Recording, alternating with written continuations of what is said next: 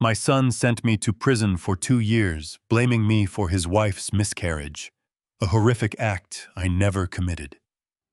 Every single month he came to visit me, sitting behind the glass, acting like the grieving father and the dutiful son. I always refused to see him. He thought he had broken me. He thought he had successfully stolen my company, my legacy, and my freedom. But he had no idea that the day of my release would be the exact moment his entire world crumbles to ash. Before I tell you how a father destroys his own flesh and blood, please let me know in the comments where you are watching this video from and what time it is there right now. It means the world to this old man to know who is listening and from what corner of the world. And please hit the like button and subscribe to the channel so you do not miss the rest of this story. The heavy steel gates of the Illinois State Penitentiary groaned open. The cold November wind hit my face, biting and sharp, a brutal reminder that I was finally free. I stepped out onto the concrete pavement. I was 70 years old, wearing the exact same faded gray suit I had on the night they took me away in handcuffs. The fabric hung loose on my frame now. Prison food and sleepless nights had stripped away the weight, leaving me looking exactly like what my son needed me to be. A broken, exhausted old man. Waiting by the curb was a sleek black Lincoln Navigator. The engine hummed quietly. The tinted window rolled down and the driver door opened. Out stepped Derek, my son. He was 38 years old, dressed in a custom-tailored Navy suit that screamed wealth and untouchable success. His hair was perfectly styled, his shoes polished to a mirror shine. He looked every bit the powerful commercial real estate mogul he was pretending to be. He smiled brightly. A wide, photogenic smile that could fool anyone. He walked toward me and opened his arms wide. "Welcome home, Dad." I felt a surge of pure, unadulterated disgust rising in my throat. Every instinct in my body screamed at me to strike him, to wrap my hands around his neck and demand the truth. But I had spent 2 long years mastering my emotions in a 6x8 cell. I forced a warm, tired smile to my lips. I stepped forward and hugged the man who had deliberately ruined my life. I patted his back slowly, letting my shoulders slump. "It is good to see you, Derek," I murmured, letting my voice crack just a little. He squeezed me tight, but there was no warmth in it. It was a calculated embrace. As he pulled away, his eyes quickly scanned my face, searching for any sign of resistance. Finding none, his smile widened. He opened the passenger door for me. "Let us get you out of here," he said gently. I climbed into the passenger seat. The smell of expensive leather and rich cologne filled the cabin. It was a stark contrast to the scent of bleach and damp concrete I had lived with for 730 days. Derek slid into the driver's seat, put the SUV in gear, and we pulled away from the prison walls. "I brought you some coffee," Derek said, gesturing to the cup holder between us. "Black, no sugar. Just the way you like it." I figured the prison stuff was basically battery acid. "Thank you," I said. I picked up the cup. The heat warmed my stiff, aging hands. I took a slow sip. It was perfect.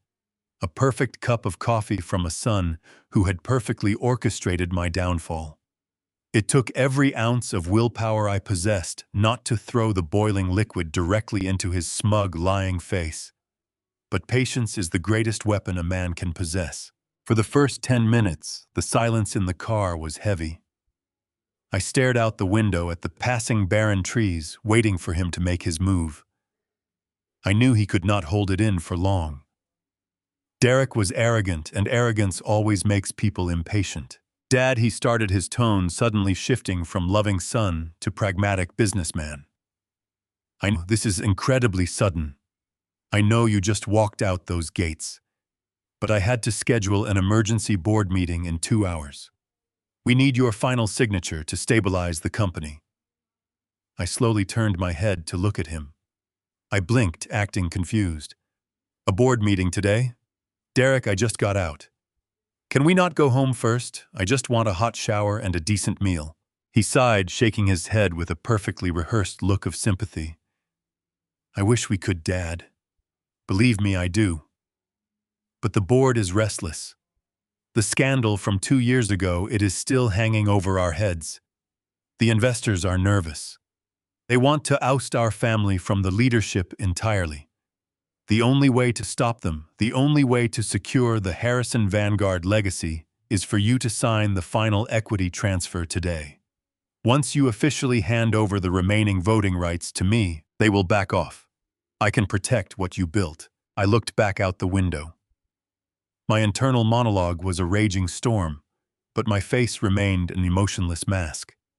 He was not here to welcome me home. He was here because the legal trust protocols I had established 30 years ago required my physical signature in front of the board of directors to transfer the final 100% of the company shares. He had bled my company dry for 2 years, but he could not sell the core assets without that final piece of paper. I will sign whatever you need.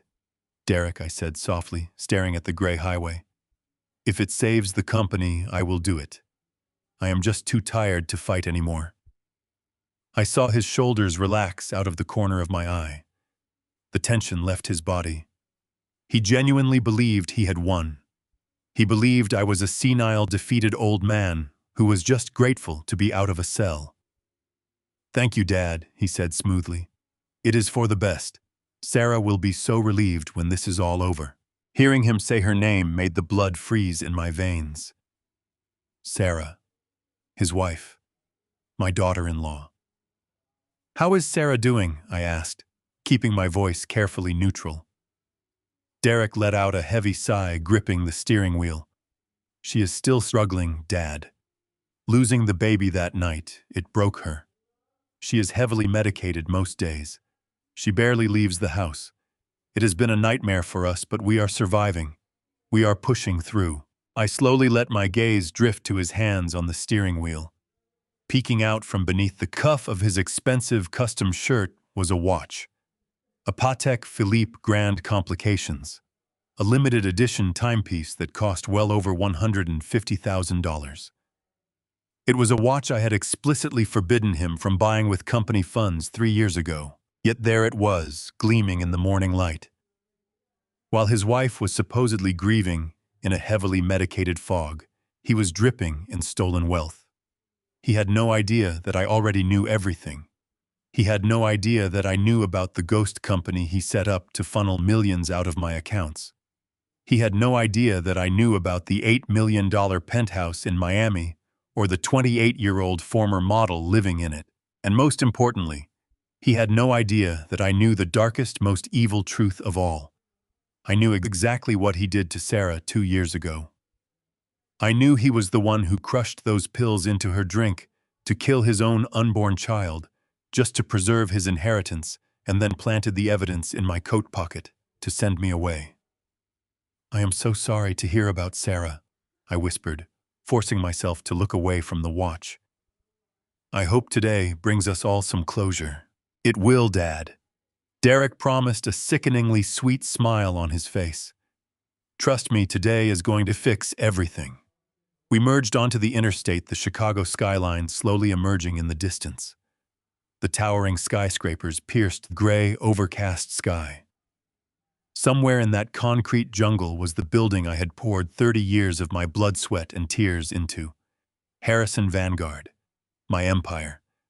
The empire Derek was so desperate to steal. I closed my eyes, letting the gentle hum of the tires on the asphalt lull the silence.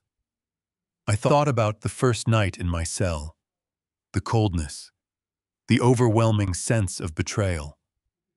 I had spent hours staring at the concrete ceiling, trying to understand how the boy I had raised could look me dead in the eyes while police clamped iron around my wrists. It had taken time for the grief to harden into clarity. But when it did, it forged something unbreakable inside me. I did not just want my company back. I wanted justice for the grandchild I never got to hold. I wanted justice for Sarah, who was living in a medicated nightmare, completely unaware that the monster who killed her baby was sleeping in the bed next to her. Are you warm enough, Dad? Derek asked, reaching for the climate control panel. I can turn up the heat.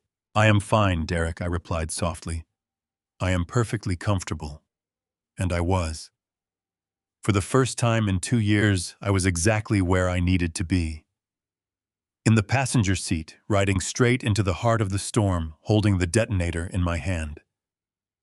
I leaned my head back against the leather seat. I looked at the digital clock glowing on the dashboard. It was 10:15 in the morning. The board meeting was at noon. I had exactly 120 minutes until we reached the gleaming glass tower of Harrison Vanguard in downtown Chicago. 120 minutes until I walked into the boardroom he had prepared for me. He thought he was leading a lamb to the slaughter. He thought I was going to hand him the keys to the kingdom, but he was wrong. I was not a lamb. I was the architect of his impending destruction. The trap I had spent 2 years building from inside a prison cell was primed and ready. And when the clock struck 12, my son was going to learn exactly what happens when you try to bury a man who knows how to dig. The rhythmic thumping of the tires over the highway joints pulled my mind away from the dashboard clock and back to the night this nightmare began. I looked at Derek's hands resting casually on the steering wheel, and all I could see was the blood on the pristine white marble of my Lake Forest estate. It was a crisp October evening, exactly 2 years ago. I had been sitting in my mahogany-paneled study, reviewing the quarterly earnings report for Harrison Vanguard.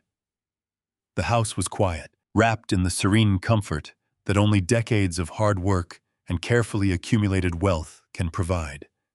Sarah was 4 months pregnant with my first grandchild. We had celebrated the milestone just days prior. I had already set up a trust fund for the baby. I had already begun imagining the sound of small footsteps echoing down the grand hallways. That peaceful silence was shattered by a sound I will never forget for as long as I live. It was a visceral, guttural scream, a sound of pure, unadulterated physical and emotional agony. It tore through the heavy oak doors of my study, echoing from the second floor. I dropped my reading glasses on the desk. My heart hammered against my ribs. At 68 years old, my knees were not as strong as they used to be, but adrenaline pushed me up the sweeping, curved staircase faster than I had moved in a decade.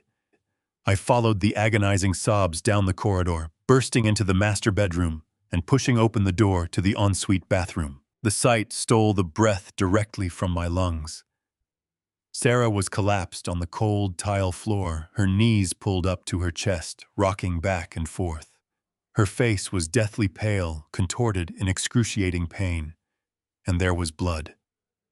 So much blood, staining the white grout pooling around her trembling hands. Derek was kneeling beside her, clutching a white towel, his face pale, and his eyes wide with what I believed at the time was absolute terror. I fell to my knees beside them, my hands hovering helplessly. I asked what had happened, what went wrong. Sarah could not speak. She was hyperventilating, crying out that she was losing the baby. Derek shouted at me to call an ambulance, his voice cracking with panic. My hands shook so violently I could barely unlock my phone to dial emergency services. The next 20 minutes were a blur of flashing red and blue lights, reflecting off the grand windows of my estate. Paramedics stormed through the front doors, hauling a stretcher up the stairs. They worked with frantic precision, stabilizing Sarah, lifting her onto the gurney. I stood flat against the hallway wall, watching the future of my family being wheeled away, feeling a profound, crushing helplessness. But the nightmare was only just beginning.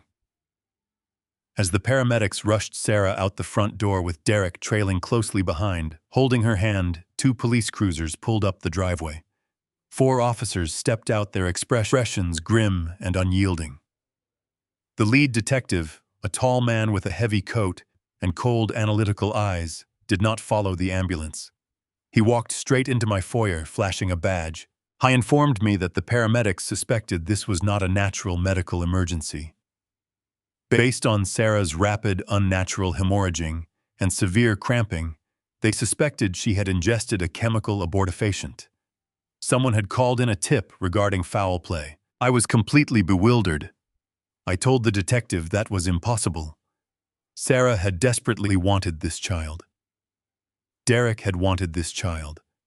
We were a happy, stable family. I invited them to search the house to look at whatever they needed to look at, fully believing they would find nothing but prenatal vitamins and pregnancy books. It was the greatest mistake I ever made. The officers fanned out. They moved through the kitchen, inspecting the trash cans, the sink, the countertops. The lead detective asked me what Sarah had consumed in the last few hours. I told him we had eaten dinner together, just a quiet family meal. Afterward, Derek had poured her a warm glass of milk to help her sleep, a nightly routine for her pregnancy. While I spoke, another officer was meticulously checking the grand hallway closet near the front entrance. I watched him push aside the heavy winter coats. He reached for my charcoal gray wool trench coat, the one I wore to my corporate meetings. He patted down the exterior, then slipped his gloved hand deep into the left side pocket. When he pulled his hand out, time seemed to freeze. Pinched between his fingers was a small, crushed plastic bottle. The label was partially torn, but the bold black letters were unmistakably clear. Misoprostol, a highly restricted, powerful medication used to induce severe uterine contractions, an abortion pill. The detective held it up in the harsh light of the foyer chandelier. He turned his cold gaze toward me, asking if the coat belonged to me. I nodded slowly, my mind completely failing to process what I was seeing. I told him yes, it was my coat, but I had not worn it in 3 days. I told him I had absolutely no idea how that bottle got into my pocket. My voice trembled. The accusation hanging in the air was so monstrous, so entirely alien to my nature, that I felt physically sick. That was the exact moment Derek walked back through the front doors. He had left Sarah in the ambulance and come back inside, supposedly to grab her medical file. He stopped dead in his tracks when he saw the crushed plastic bottle in the detective's gloved hand. I looked at my son, expecting him to defend me. I expected him to tell the police that this was an absurd mistake, that his father would never ever harm a hair on his wife's head. Instead, Derek's face contorted into a mask of pure, vicious hatred. He let out a choked sob, pointing a shaking finger directly at my chest. His voice echoed through the massive foyer, loud, broken, and damning. He told the police that I had always hated Sarah. He screamed that I viewed her as a gold digger, a threat to the family wealth. He told them I had argued with him just days ago about how a new heir would dilute the corporate empire, complicating the trust fund allocations. He yelled, his face turning red with fabricated rage, that he had seen me hovering near the kitchen island right before he handed Sarah her glass of warm milk. I stood there completely paralyzed, the words hitting me like physical blows. My own son, the boy I had raised, the man I had groomed to take over my life's work, was looking me in the eyes and delivering a flawlessly executed execution. I was framing me for the murder of his own child. I tried to speak. I tried to scream that he was lying, that he was making it all up. But my voice failed me. The shock was too profound, the betrayal too deep to articulate. I looked into Derek's eyes, searching for any trace of the son I loved. But there was nothing there. Just a cold, calculated emptiness. He knew exactly what he was doing. The lead detective did not need to hear another word. He stepped forward, grabbing my shoulder and spinning me around. I felt my arms being violently pulled behind my back. The cold, heavy steel of the handcuffs bit into my wrists, the ratcheting sound clicking loud and sharp in the quiet house. The detective read me my Miranda rights, his voice a monotone drone of legalities that signified the absolute end of my life as I knew it. I was marched out of my own home. As I walked past Derek, he did not look away. He stared right at me, wiping a fake tear from his cheek. I looked around my magnificent property, the manicured lawns, the stone pillars, the empire I had built with decades of honest, relentless sweat. It had instantly transformed into a theater for my destruction. As the heavy door of the police cruiser slammed shut, locking me in the cramped cage like backseat, the reality of the situation crushed the remaining breath from my lungs. The flashing red and blue lights illuminated the neighborhood, casting long, eerie shadows across the manicured lawns. My neighbors' people I had hosted at charity galas and holiday dinners were standing on their porches watching the spectacle with wide, judgmental eyes. My reputation, meticulously cultivated over 30 years of integrity and hard work in the cutthroat Chicago real estate market, was evaporating in real time. I pressed my forehead against the cold glass of the window, straining to catch one last glimpse of Derek. He was standing on the grand front steps of the estate, speaking softly to one of the remaining officers. He looked like the tragic, grieving husband and the betrayed son. It was a masterful performance. He had orchestrated the entire nightmare with terrifying precision, ensuring that the evidence, the motive, and the opportunity all pointed directly to me. As the police car accelerated down the winding driveway, carrying me toward a nightmare I could never have imagined, I realized that the greatest threat to a man's legacy is never his competitors or his enemies. It is the unchecked greed of the people he loves the most. The first 30 days in the Cook County Jail stripped away whatever illusions I had left about justice. I sat in a holding cell that smelled of rust and stale sweat, wearing a scratchy orange uniform that swallowed my frail frame. I was denied bail. The prosecution argued I was a flight risk with the financial means to vanish. But the truth was I had nowhere to go. My entire world had been confined to the dimensions of a steel cage. Then came the day the guard tapped the bars with his baton and told me I had a visitor. I shuffled down the long, fluorescent-lit corridor toward the visitation room, my hands cuffed at my waist. I took a seat behind a thick pane of reinforced glass and picked up the heavy plastic telephone receiver. The heavy metal door on the other side of the glass swung open. Derek walked in. He looked completely devastated. His shoulders were slumped, his tie was loosened, and his eyes were bloodshot and swollen, as if he had not slept since the night of the arrest. He sat down heavily in the metal chair across from me and picked up his receiver. He pressed his free hand against the cold glass. His hand was trembling. I looked at my son, the boy I had taught to ride a bicycle, the man I had molded to take over Harrison Vanguard. I felt a desperate, pathetic glimmer of hope rise in my chest. I wanted to believe that the night at the house had been a misunderstanding, a terrible stress-induced psychotic break from a grieving father. I waited for him to apologize, to tell me he had cleared things up with the police.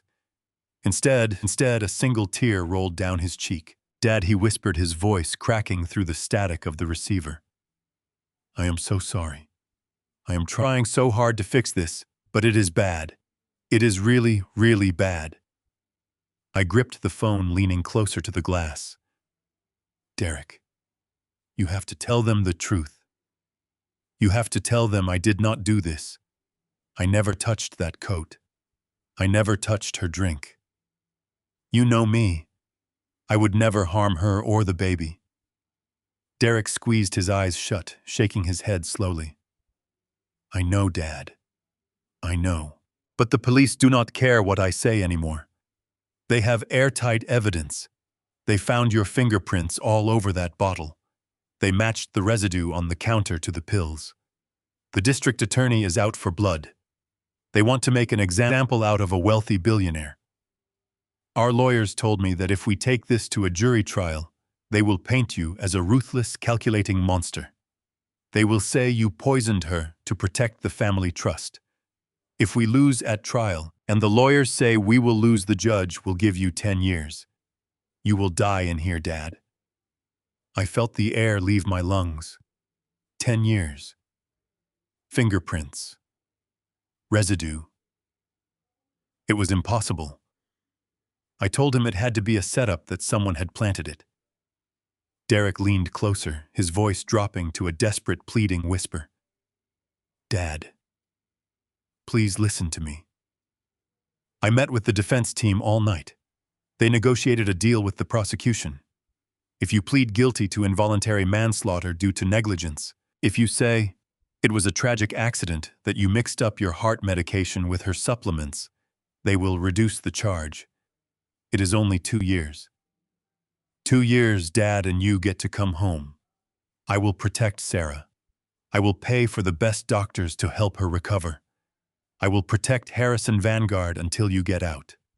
but you have to take the plea. You have to do this for us." I stared at him, my mind spinning in a whirlwind of panic and confusion. 2 years in a state penitentiary for a crime I did not commit. Or 10 years fighting a rigged system with fabricated evidence that somehow had my fingerprints on it. I looked into his red, tear-filled eyes. He looked like a terrified child begging his father to save the family. He played the part flawlessly. He knew my weakness. He knew I would endure any physical or mental torture to spare my family from a highly publicized, agonizing trial that would drag her trauma through the tabloids. Before I could even formulate a response, Derek reached into his leather briefcase. He pulled out a thick stack of legal documents and slid them through the narrow metal slot at the bottom of the glass partition. The papers landed on the counter in front of me. I looked down at the bold, capitalized letters printed across the top page. Full corporate power of attorney and voting proxy. I looked back up at Derek, confusion warring with the terror in my chest. "What is this, Derek?" I asked, my voice barely more than a raspy breath. Derek wiped his face, his expression shifting from a grieving son to a desperate executive. "Dad, the board of directors is panicking. The shareholders are threatening a mass sell-off because of the scandal. They held an emergency meeting yesterday. They want to oust our family entirely. They want to strip you of your equity and force a hostile buyout to distance the brand from a criminal investigation. If you go to prison even for 2 years, your shares will be frozen. We will lose Harrison Vanguard. We will lose the legacy you built for us. You have to sign this. You have to give me total operational control and voting rights so I can block the board from destroying everything you worked for." I looked down at the crisp white pages resting on the metal counter. 30 years of my life. The company I built from nothing. The empire I sacrificed everything to protect. It was all perfectly contained within those sheets of paper. A cold sweat broke out across my neck. I was backed into a dark corner. If I fought the charges, I would lose 10 years of my life, and the board would dismantle the company. If I took the brutal plea deal, I would lose 2 years, but my son would keep the family business safe from outside sharks. I looked at Derek. He pressed his hand harder against the thick glass. "Please, Dad," he begged, his voice breaking. "I need you to trust me. I will not let them take what belongs to us. I promise you." My hands shook violently as the stern guard handed me a cheap ink pen. I was broken. I was a desperate, terrified father, simply trying to shield his son. I pressed the pen to the paper and signed my name on the dotted line. I willingly handed over the keys to my kingdom, completely unaware that I was signing away my entire life to the very devil who had framed me.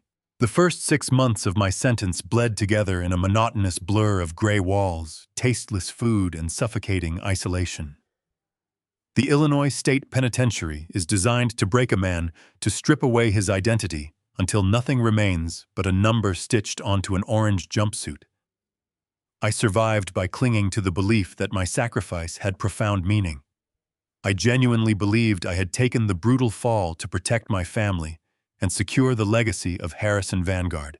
Every single month, like clockwork, Derek would come to visit. At first, he played the part of the grieving, overwhelmed son perfectly. He would talk about Sarah, telling me how she was slowly healing, though she still refused to leave the house. He would talk about the company, describing the long nights and the grueling board meetings. But as the months dragged on, I began to notice subtle shifts in his demeanor. The desperate, tearful boy who had begged me to take the plea deal slowly vanished. In his place sat a man who reeked of an unearned, quiet arrogance. He stopped meeting my gaze entirely. When he spoke, his eyes would dart around the visitation room, looking at the armed guards, the cinder-block walls, the smudged glass partition between us. He looked everywhere but at my face.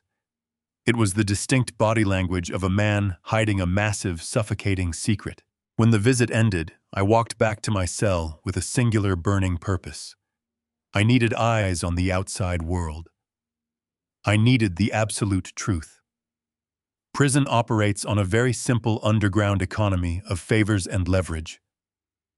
During my time in the recreation yard, I had observed a particular guard who was notoriously loose with the rules provided. The financial compensation was adequate. I used a proxy on the outside, an old trusted contact from my early commercial real estate days, to wire $10,000 into a cryptocurrency wallet belonging to the guard's brother. The very next night, during the final cell block check, a small black burner phone was quietly slid beneath my thin mattress. I waited until the cell block was dead silent.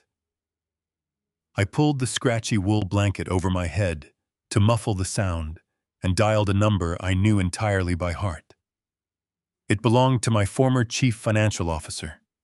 He was a staunch loyalist, a man who had stood by my side for 2 decades. Derek had fired him just 3 weeks after I was incarcerated, claiming the company needed to rapidly restructure its leadership to survive. He answered on the second ring. I quickly identified myself and demanded to know what was happening to my empire. He let out a long, heavy breath over the receiver. His voice trembled with a mixture of raw anger and deep sorrow. "Richard," he whispered, looking over his shoulder, even though he was safe in his own home. "Derek is bleeding the corporate accounts dry. He has completely bypassed the oversight committee. He is systematically funneling millions of dollars out of Harrison Vanguard under the guise of exorbitant consulting fees. It is all going directly to a shadow firm called Pierce Consulting." I hung up the phone and sat in the pitch-black darkness of my cold concrete cell, the scattered puzzle pieces violently snapped together in my mind. Derek did not just want to protect the company from a public scandal.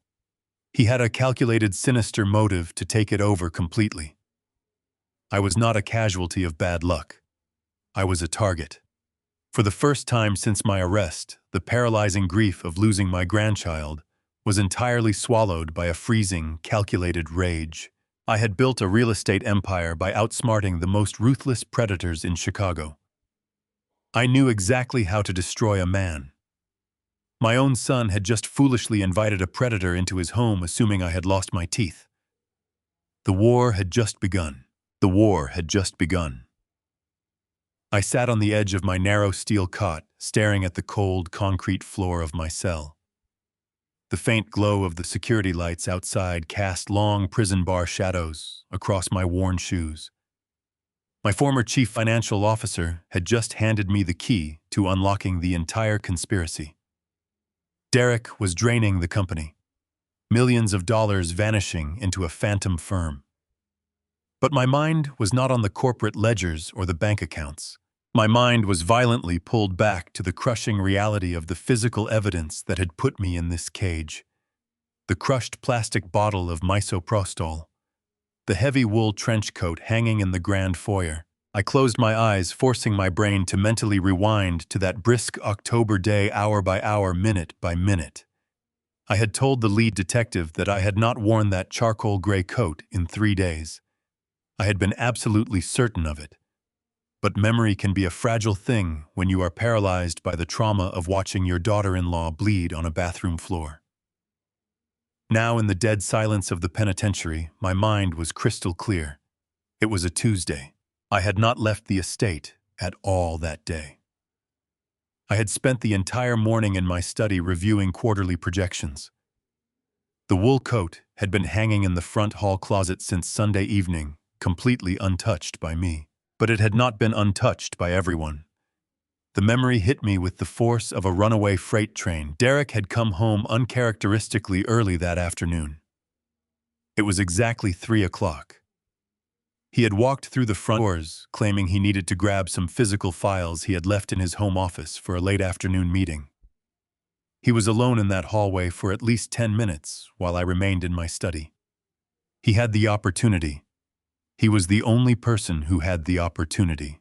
I opened my eyes, the darkness of the cell suddenly feeling suffocating. My lungs burned as I took a deep, jagged breath. The grief I had carried for the past 6 months, the profound, agonizing sorrow of losing my first grandchild, began to rapidly morph into something else entirely. It transformed into a pure, freezing rage. It was a visceral chemical shift in my blood.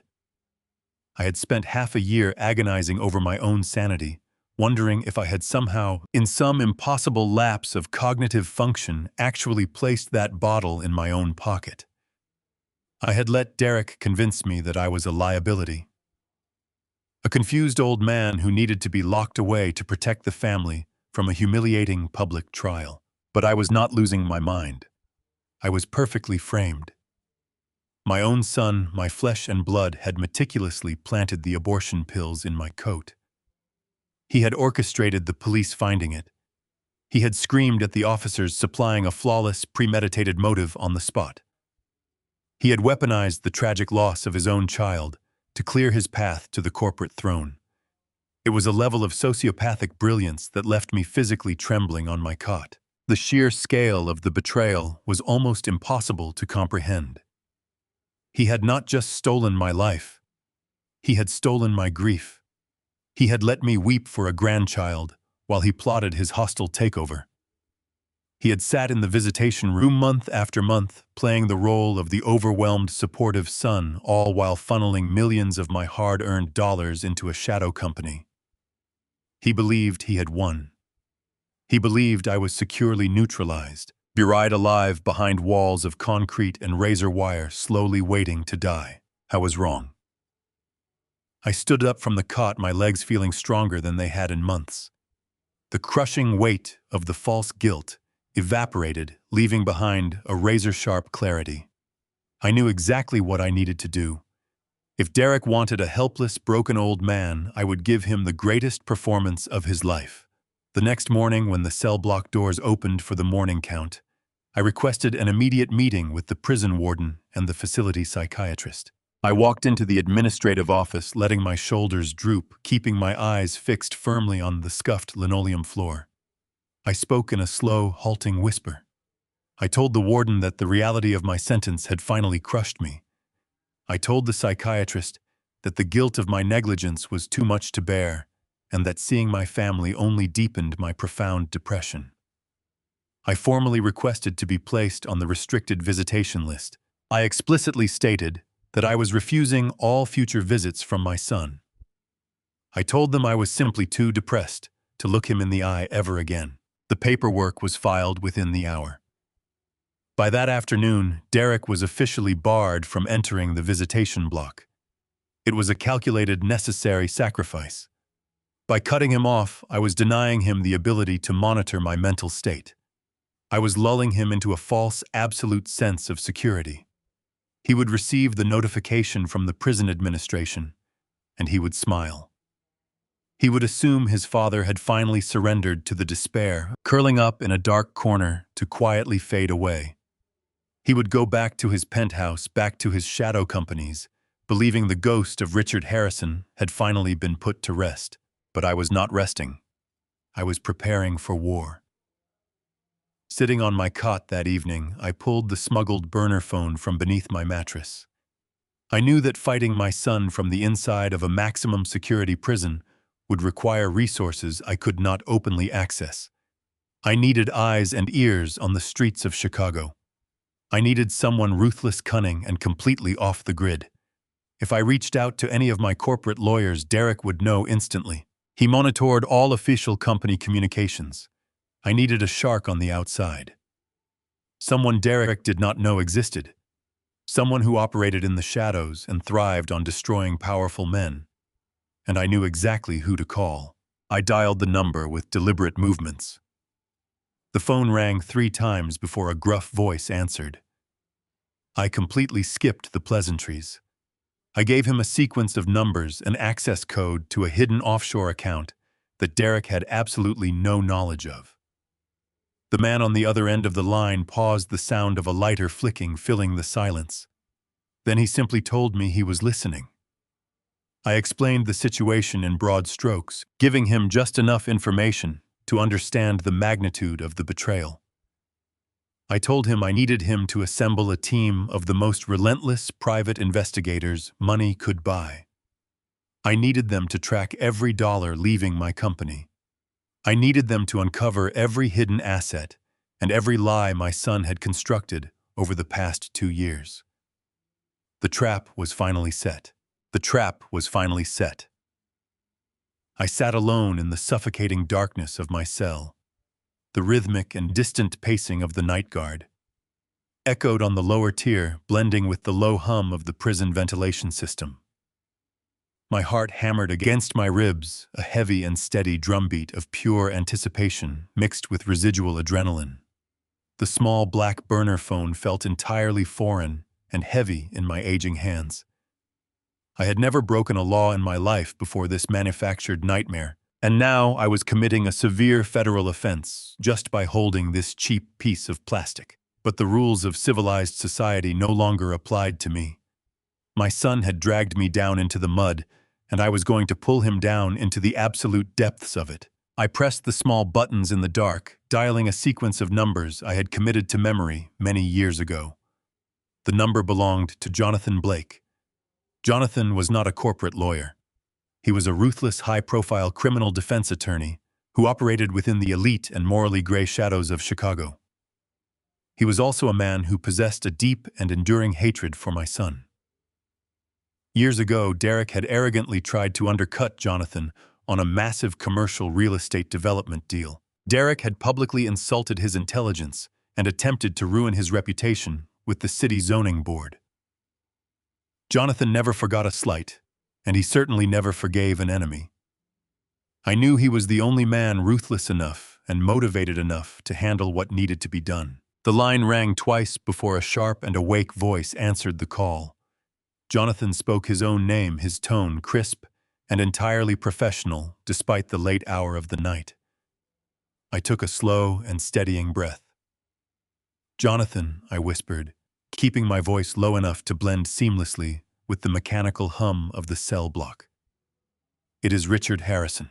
There was a long and heavy silence on the other end of the line. I could hear the faint sound of city traffic moving in the background. Richard Jonathan finally said, his tone shifting rapidly from professional detachment to sheer disbelief. "You are calling me from inside the state penitentiary. This line is not secure." I told him the line was completely off the grid. I explained it was a burner phone I had paid a premium to acquire through the prison underground. I told him I needed his help and I needed it immediately. Jonathan did not hesitate or ask unnecessary questions. He simply asked me what was happening, his voice dropping into that familiar and calculating cadence that made him so terrifying in a courtroom. I did not waste any time with pleasantries or apologies. I laid out the brutal truth. I told him about the ghost company named Pierce Consulting.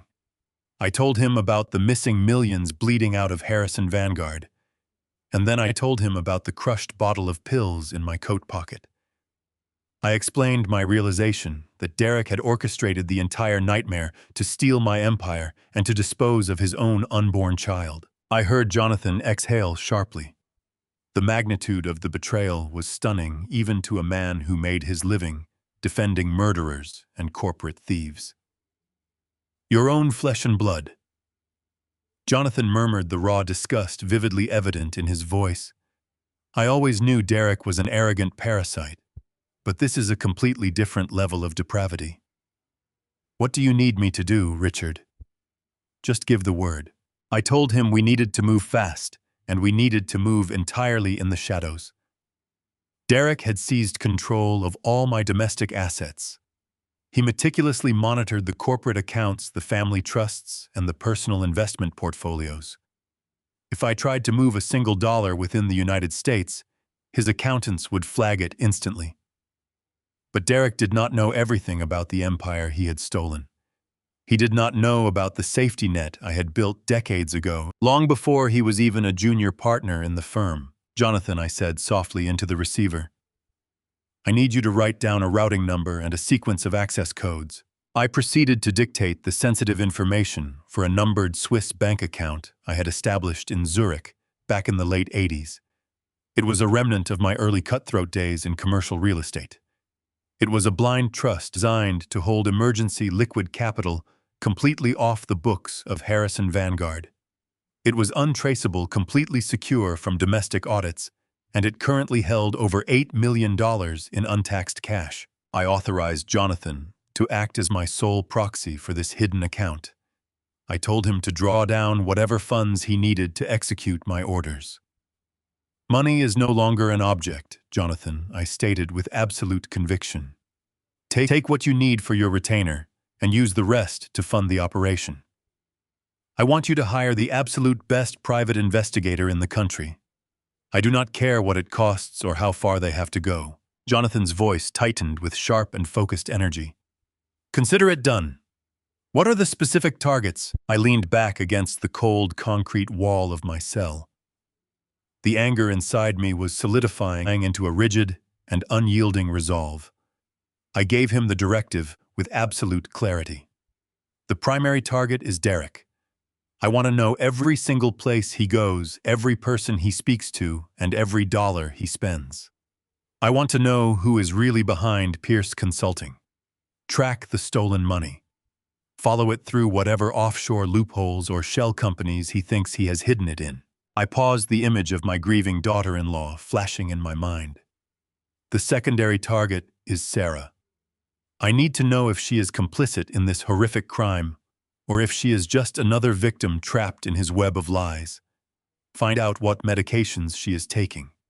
Find out who her doctors are, and find out if she ever leaves that estate. Tear their lives apart, Jonathan. Leave absolutely no stone unturned. I want a complete and microscopic autopsy of my son's entire existence. I want his darkest secrets dragged out into the light. I could practically hear the predatory smile forming on Jonathan's face through the phone. Richard, you are in luck today. I have a man on permanent retainer who is exactly what you need. His name is Victor Lawson. He is a former military intelligence officer who transitioned into the private sector a decade ago. He operates like a ghost. He specializes in forensic accounting, digital espionage, and deep-cover physical surveillance. If your son is hiding money or hiding secrets, Victor will find them. He does not fail, and he does not leave fingerprints behind. Jonathan promised to brief Victor that very night. We established a secure communication protocol. Jonathan would schedule official legal consultations to visit me in prison, passing Victor's intelligence reports under the absolute protection of attorney-client privilege. Derek would never be able to intercept our communications. I thanked Jonathan, feeling the first genuine surge of power I had experienced in 6 long months. I ended the call, and the small screen of the burner phone faded to black. I carefully slid the device back into the hidden crevice beneath my mattress, making sure it was completely concealed from the guards. I lay back on the thin and uncomfortable cot, staring up at the invisible ceiling.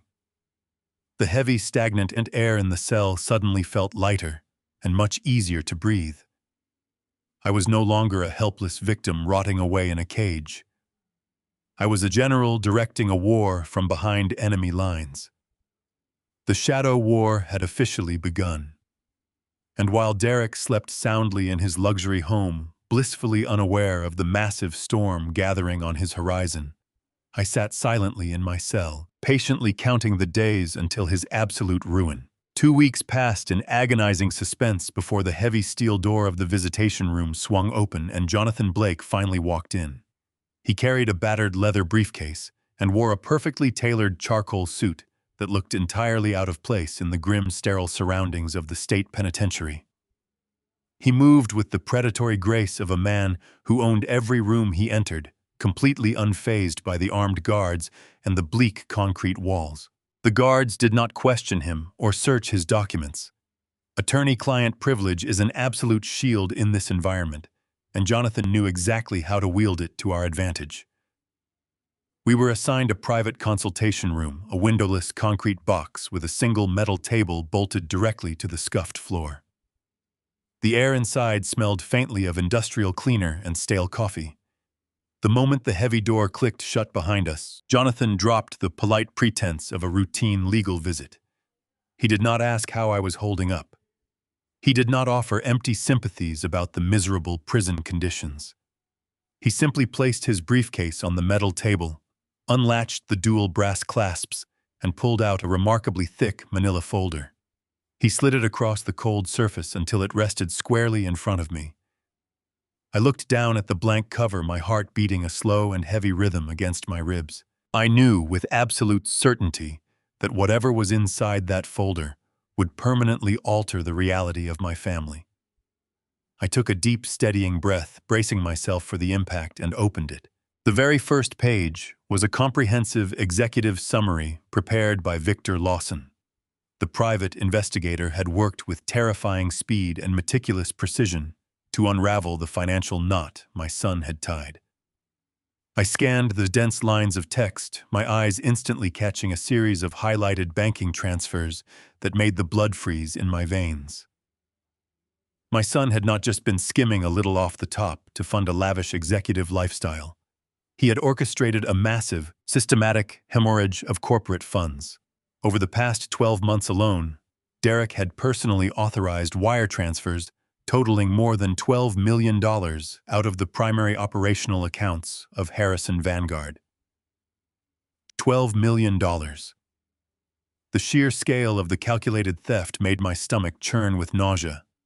The money had been cleverly routed through a complex web of fake vendor payments, continuously invoiced as strategic consulting fees, global market analysis, and corporate restructuring advisement. But the destination for every single one of those fraudulent wires was exactly the same: a company called Pierce Consulting. I flipped to the next page, reading Victor's detailed and damning breakdown of the firm. Pierce Consulting was a complete ghost entity. It had no physical office building, no registered employees, and absolutely no legitimate corporate footprint anywhere in the country. The business address, listed on their federal tax documents, traced back to an abandoned storefront in a dilapidated strip mall on the desolate outskirts of the city. The company website was a cheap generic digital template filled with corporate buzzwords that meant absolutely nothing to anyone in the real estate industry. Derek had created a phantom entity solely to bleed my life's work dry. I felt a cold sweat break out across my forehead as I looked closely at the specific dates of the wire transfers. They had started small, just a few short weeks after I was locked away in this cell, but they had escalated rapidly as his confidence grew. As my son sat in the general visitation room just down the hall, crying and swearing to protect my legacy, he had been actively dismantling it piece by piece. I was maliciously destroying the financial foundation of a company that employed hundreds of hardworking people, all to line his own hidden pockets. I forced my trembling hands to keep turning the pages, moving to the next critical section of the dossier. My primary concern, aside from the survival of my business, had always been whether Sarah was an active participant in this horrific betrayal. I desperately needed to know if the woman I had welcomed into my home, the woman who had tragically lost my grandchild, was complicit in framing me for the crime. Victor had utilized his underground network to dig deep into her private medical records and her daily routine. The truth I found documented on those pages was entirely heartbreaking. Sarah was not a co-conspirator. She was a captive in her own home. Since the dreadful night of the miscarriage, she had barely set foot outside the Lake Forest estate. Victor had obtained confidential copies of her pharmacy dispensation records. Derek had bypassed our usual family physician and hired a private, highly unethical concierge doctor. This doctor was prescribing her a heavy, continuous cocktail of powerful sedatives, severe anti-anxiety medications, and potent sleep aids. My son was intentionally keeping his grieving wife in a perpetual chemically induced fog to prevent her from asking questions. She spent her days locked in the darkened master bedroom, mourning the baby she had lost, completely isolated from the outside world and anyone who might tell her the truth. Derek had cruelly fired the longtime family housekeeper and replaced her with a private nurse who reported strictly to him. He ruthlessly controlled Sarah's cell phone, monitored her incoming visitors, and entirely restricted her access to the internet. She had absolutely no idea that her husband was systematically robbing my company blind. She had no idea that her profound grief was being actively weaponized and medically managed to keep her docile and unquestioning. The mental image of Sarah, trapped inside that massive stone house, numb and weeping for a child that Derek had killed, twisted the proverbial knife much deeper into my chest. She was just another innocent victim of his boundless sociopathic ambition. I slowly closed the folder, the suffocating weight of the revelations pressing down heavily on my tired shoulders. I looked across the small table at Jonathan, who was watching my reaction with silent, analytical intensity. My son had stolen a staggering $12 million from the empire I built. But as I mentally reviewed the asset reports Victor had meticulously compiled, a glaring and disturbing discrepancy struck me like a physical blow. The lifestyle Derek was maintaining in Chicago was undoubtedly expensive, but it did not account for even a fraction of that missing corporate money. He had not purchased any new real estate in the city limits. The corporate bank accounts for Pierce Consulting were completely empty, acting only as a temporary digital pass-through for the stolen funds before they vanished again. The money was not sitting in any domestic bank accounts.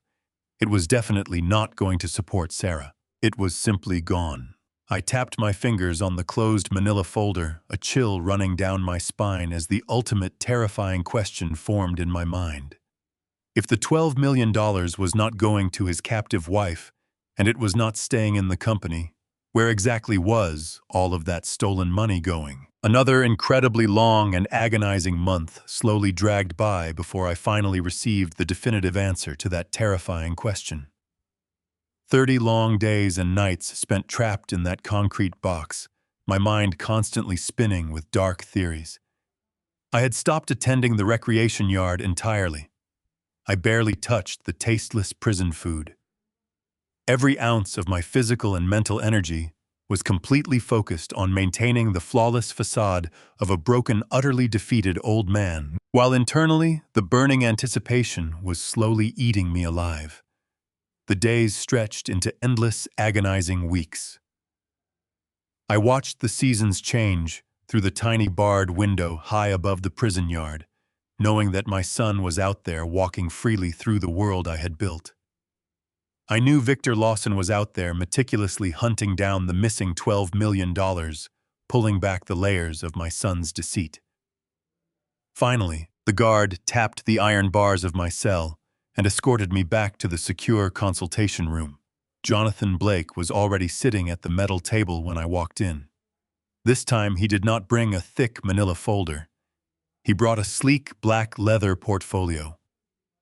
His expression was noticeably grim, lacking the usual predatory smirk he carried when discussing legal maneuvers. He waited for the heavy steel door to click shut before he slid the portfolio across the cold metal surface. I sat down heavily in the plastic chair, my eyes locked on the black leather. Jonathan leaned forward, his voice a low, gravelly whisper. He told me to brace myself. He warned me that what Victor had uncovered was not just corporate theft, but an entire secondary existence my son had built from the ground up. I unzipped the portfolio with trembling hands. The first document was a background check on a woman named Monica Pierce. I stared at the high-resolution photograph clipped to the corner of the page. She was strikingly beautiful, a 28-year-old former model, with long blonde hair and piercing blue eyes. I had never seen her before in my life. I read through the summary report. Monica Pierce was the sole registered owner and principal officer of Pierce Consulting. She had no background in commercial real estate, no degree in business administration, and no history of corporate consulting. Her only actual professional qualification in this world was her highly secretive, intimate romantic relationship with my son. The carefully constructed ghost company was nothing more than a highly customized, fraudulent financial funnel designed specifically to quickly and quietly transfer the massive, accumulated wealth of Harrison Vanguard directly into her personal offshore bank accounts without triggering any domestic regulatory alarms. But the most staggering revelation was on the next page. Victor had traced a massive single-wire transfer of $8 million. The money had moved from Pierce Consulting through a shell corporation in the Bahamas, landing finally in a high-end real estate brokerage in Florida. Derek had used the stolen funds to purchase a sprawling, multi-level penthouse in the absolute center of Miami. He had paid $8 million entirely in cash. He had registered the deed exclusively in Monica's name to keep the asset completely hidden from the marital estate and the corporate auditors in Chicago. My breath hitched in my throat as I absorbed the magnitude of the purchase. My son was bleeding the legacy I had built for decades to finance a secret life of extreme luxury for his mistress. I turned to the next section of the portfolio, which contained dozens of physical surveillance photographs taken by Victor's team over the past 4 weeks. The images painted a picture so deeply offensive, it made my stomach physically churn. There were photographs of Derek stepping off a chartered private Gulfstream jet on a sun-drenched tarmac in Florida. There were pictures of him standing on the expansive balcony of the Miami penthouse, holding a crystal flute of expensive champagne, laughing without a single care in the world. He was wearing custom linen suits and expensive sunglasses, his arm wrapped tightly around Monica's waist as they looked out over the sparkling blue ocean. I stared at those vibrant, colorful photographs of extreme wealth and pure indulgence, and the contrast was so violently sharp it made my chest ache. While my son was sipping vintage champagne and flying on private jets, his wife Sarah was locked away in a darkened bedroom in Lake Forest, mourning the tragic loss of her unborn child through a heavy fog of medically induced sedation. While Derek was enjoying the ocean breeze in an $8 million cash penthouse bought with my money, I was rotting away in a 6-by-8-foot concrete cell, wearing a scratchy orange jumpsuit, eating terrible food and waiting to die. The level of sheer, unadulterated cruelty required to live this double life was staggering. Derek was flying down to Miami every single weekend, under the pretense of urgent corporate expansion meetings. He would spend 2 days living like a billionaire king with his mistress, and then he would fly back to Chicago to play the role of the stressed, grieving husband and the overburdened executive son. He had meticulously compartmentalized his entire life with the cold, unfeeling, and deeply calculating precision of a true corporate sociopath. He viewed us not as human beings, but as disposable stepping stones required to achieve his ultimate goals. He felt absolutely no remorse for the lives he had utterly destroyed to get there. As I sat there processing this horrifying new reality, I felt a deep, terrifying, and profoundly chilling numbness completely settle over my entire aging body. I had thought the theft of $12 million was the absolute worst of his crimes. I had thought framing his own father to steal a company was the ceiling of his depravity. I was horribly wrong. I slowly turned to the final page in the black portfolio. It was not a redacted bank statement or another glossy surveillance photograph of his illicit luxury lifestyle. It was a perfectly clear, freshly printed transcript of a highly sensitive digital text message intercept. The brilliant private investigator Victor had successfully managed to completely clone Monica's secure cellular device remotely, granting him unrestricted real-time and entirely undetectable access to all of their most private, highly encrypted daily communications. I read the short exchange of text messages printed on the crisp white paper.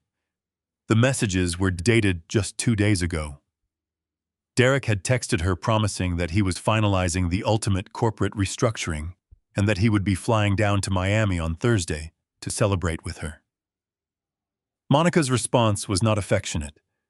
It was a cold, brutal ultimatum. I stared at the printed words. She wrote, "I am not waiting forever, Derek. Get rid of her or I am gone." The blood drained entirely from my face. Just get rid of her. She was talking exactly about Sarah. She was demanding that Derek eliminate the final obstacle standing between them and my stolen fortune. The chilling realization of what my son might do next washed over me like a sudden wave of freezing ice. I sat there in the visitation room, the harsh fluorescent lights buzzing above me as the full weight of that text message settled into my bones. Get rid of her or I am gone. I looked across the table at Jonathan. He was watching me closely, his dark eyes reading the silent horror playing out across my face. He slowly reached back into his leather portfolio. He told me that Victor had not just hacked the phones. I had also pulled the master files for the Harrison family trust and the prenuptial agreement Derek and Sarah had signed 7 years ago. Jonathan placed a thick stack of legal documents onto the cold metal table. I recognized the heavy watermarked paper immediately.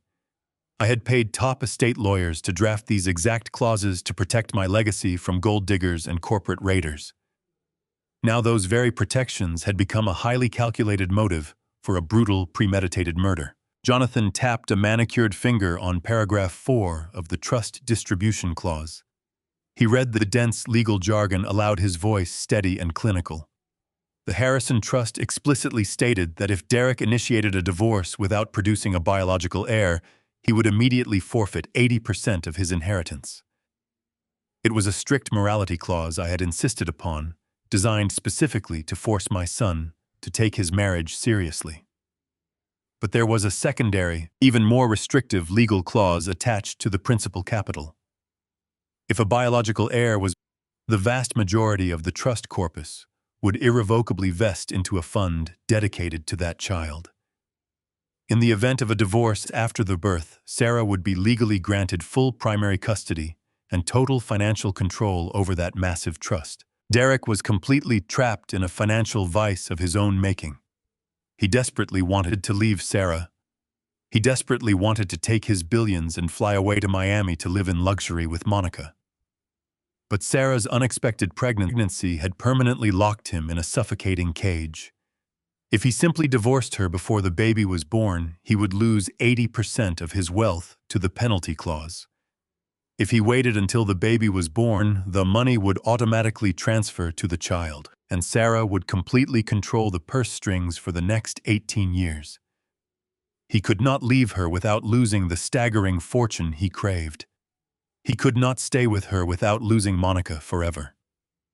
He needed a drastic way out that preserved his absolute access to the billions while simultaneously eliminating the devastating legal complications of a living wife and a breathing heir. I stared at the dense legal text, the words blurring together as a terrifying sickness began to rapidly spread through my chest. The scattered puzzle pieces were finally locking into place with the deafening clang of a falling steel guillotine. I slowly closed my eyes, and my mind violently hurled me back to that crisp October evening in my Lake Forest estate. I saw the grand foyer. I saw the charcoal gray wool coat hanging perfectly still in the closet. I saw Derek walking through the front doors at exactly 3 o'clock, casually claiming he needed to grab some physical files. And then I vividly saw the kitchen. I remembered the quiet family dinner. I remembered Sarah smiling brightly, gently rubbing her slightly swollen belly. And I remembered Derek standing by the kitchen island, his broad back turned to us as he meticulously prepared his nightly routine for his pregnant wife. He had poured her a glass of warm milk to help her sleep. He did not find the misoprostol randomly sitting in my coat. He did not seize a sudden opportunity to falsely frame me. He bought those restricted abortion pills on the black market. He drove back to my house. He slipped the empty plastic bottle deep into the pocket of my wool coat while I was sitting entirely unaware in my study. And then he walked into the kitchen, crushed those powerful pills into a fine powder, and callously stirred them directly into the warm milk. He handed that tainted glass to the vulnerable woman who loved him. He watched her drink it. He watched her smile and thank him for his care. He waited patiently for the agonizing bloody cramps to begin. He knelt on the tile floor, playing the flawless role of the terrified husband, knowing perfectly well that he had just personally murdered his own unborn child to clear his path to a profitable divorce. And when the police arrived, he pointed a shaking finger at me, using the very grief he had manufactured to seize immediate undisputed control of the entire corporate empire. The sheer, unfathomable evil of his actions struck me with the force of a physical blow. The stale air in the consultation room suddenly felt suffocatingly thin. My vision tunneled as the room around me began to spin out of control. The metallic, acidic taste of bile rose sharply in the back of my burning throat. I desperately tried to take a breath, but my lungs completely refused to expand. the image of Sarah bleeding on the tile, the realization that my innocent grandchild had been poisoned for a Miami penthouse, and a mistress systematically overloaded every sensory receptor in my aging brain.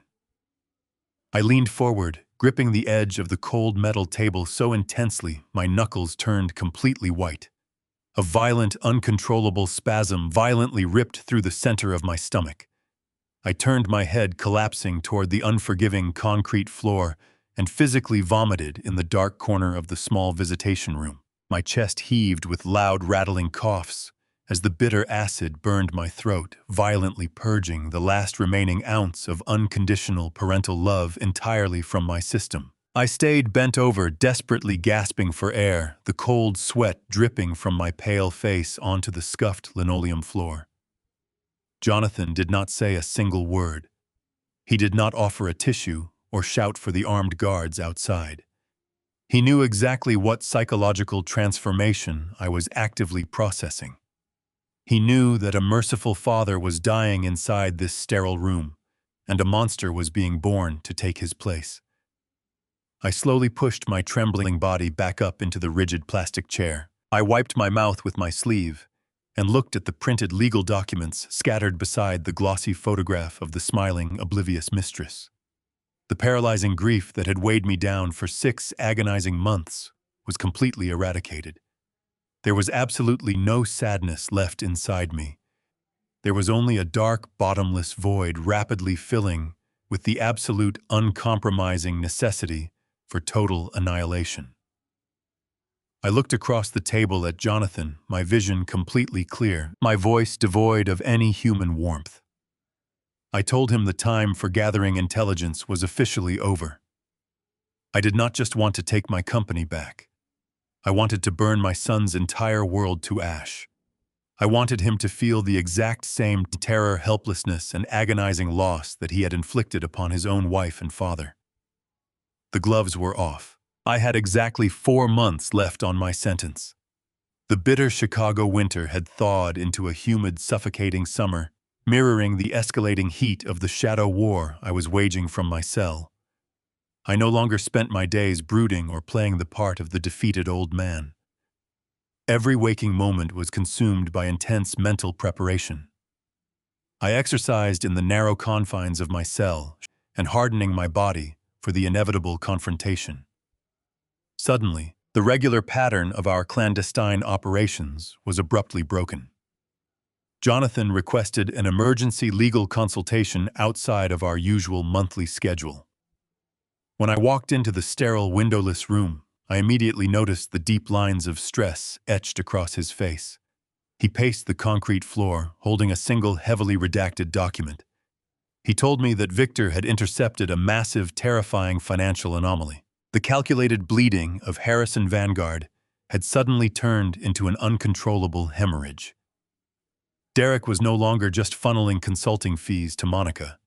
He was moving staggering amounts of capital in a blind, frantic panic. I sat down at the metal table, feeling a cold knot of dread tighten in my stomach. I asked Jonathan what had changed. He placed the document flat on the table, pointing to a labyrinth of offshore digital transactions. He explained that my son had not been content with simply stealing $12 million to buy a Miami penthouse. Derek was afflicted with the crippling disease of boundless arrogance. He had genuinely believed he was a financial genius.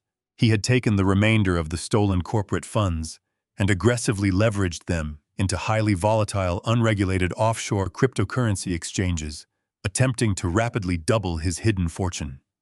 He wanted to secure enough wealth to abandon his wife and flee the country before I was ever released. But the offshore digital markets had violently crashed. The screen showed his hidden portfolios plummeting to zero, evaporating faster than he could even attempt to withdraw. Victor traced the digital footprints of a catastrophic margin call. Derek had lost absolutely everything he had stolen in a matter of hours. But the nightmare did not end with his digital bankruptcy. Derek was deeply accustomed to a life of extreme luxury, and Monica was actively demanding more.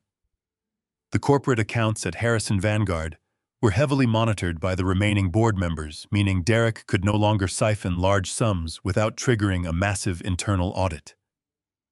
Driven by pure desperation and a terrifying level of hubris, my son had turned to the darkest corners of the Chicago underground. Jonathan leaned closer, his voice dropping to a harsh whisper.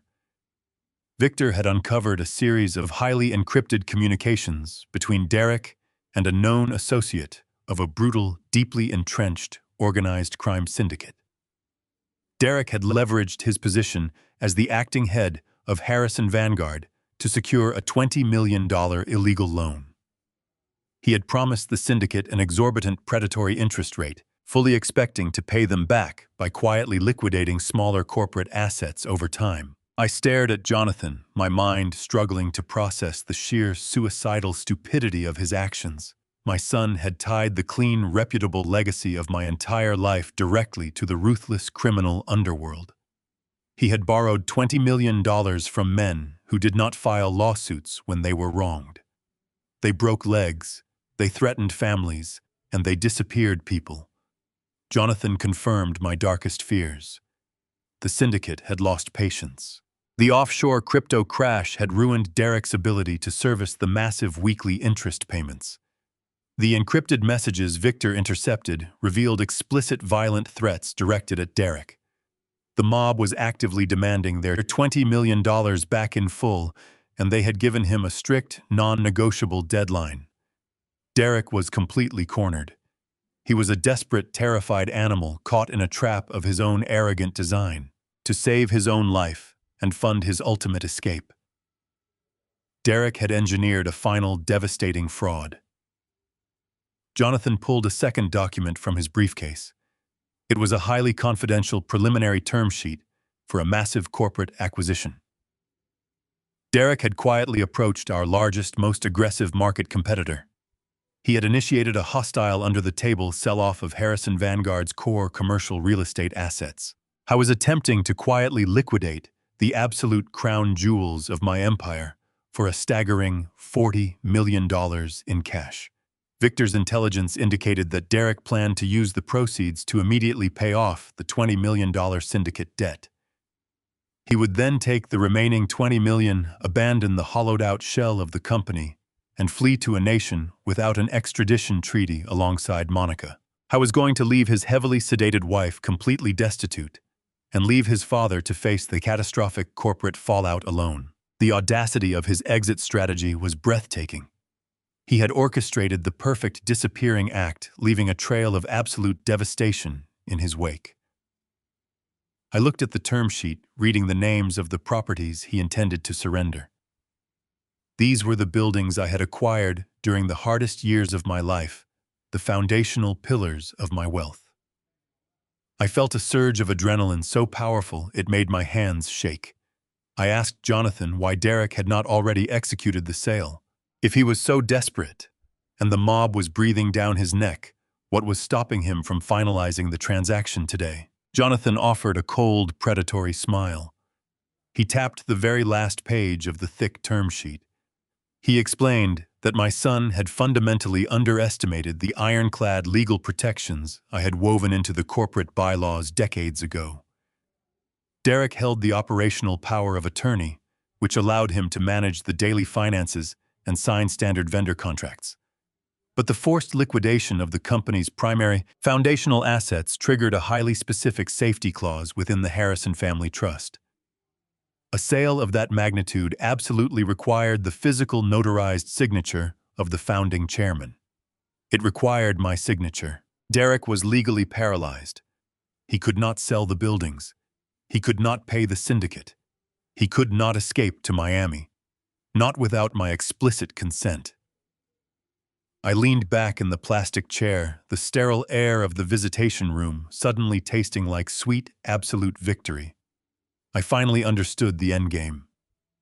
My son had only one option left to save his own life. He had to wait.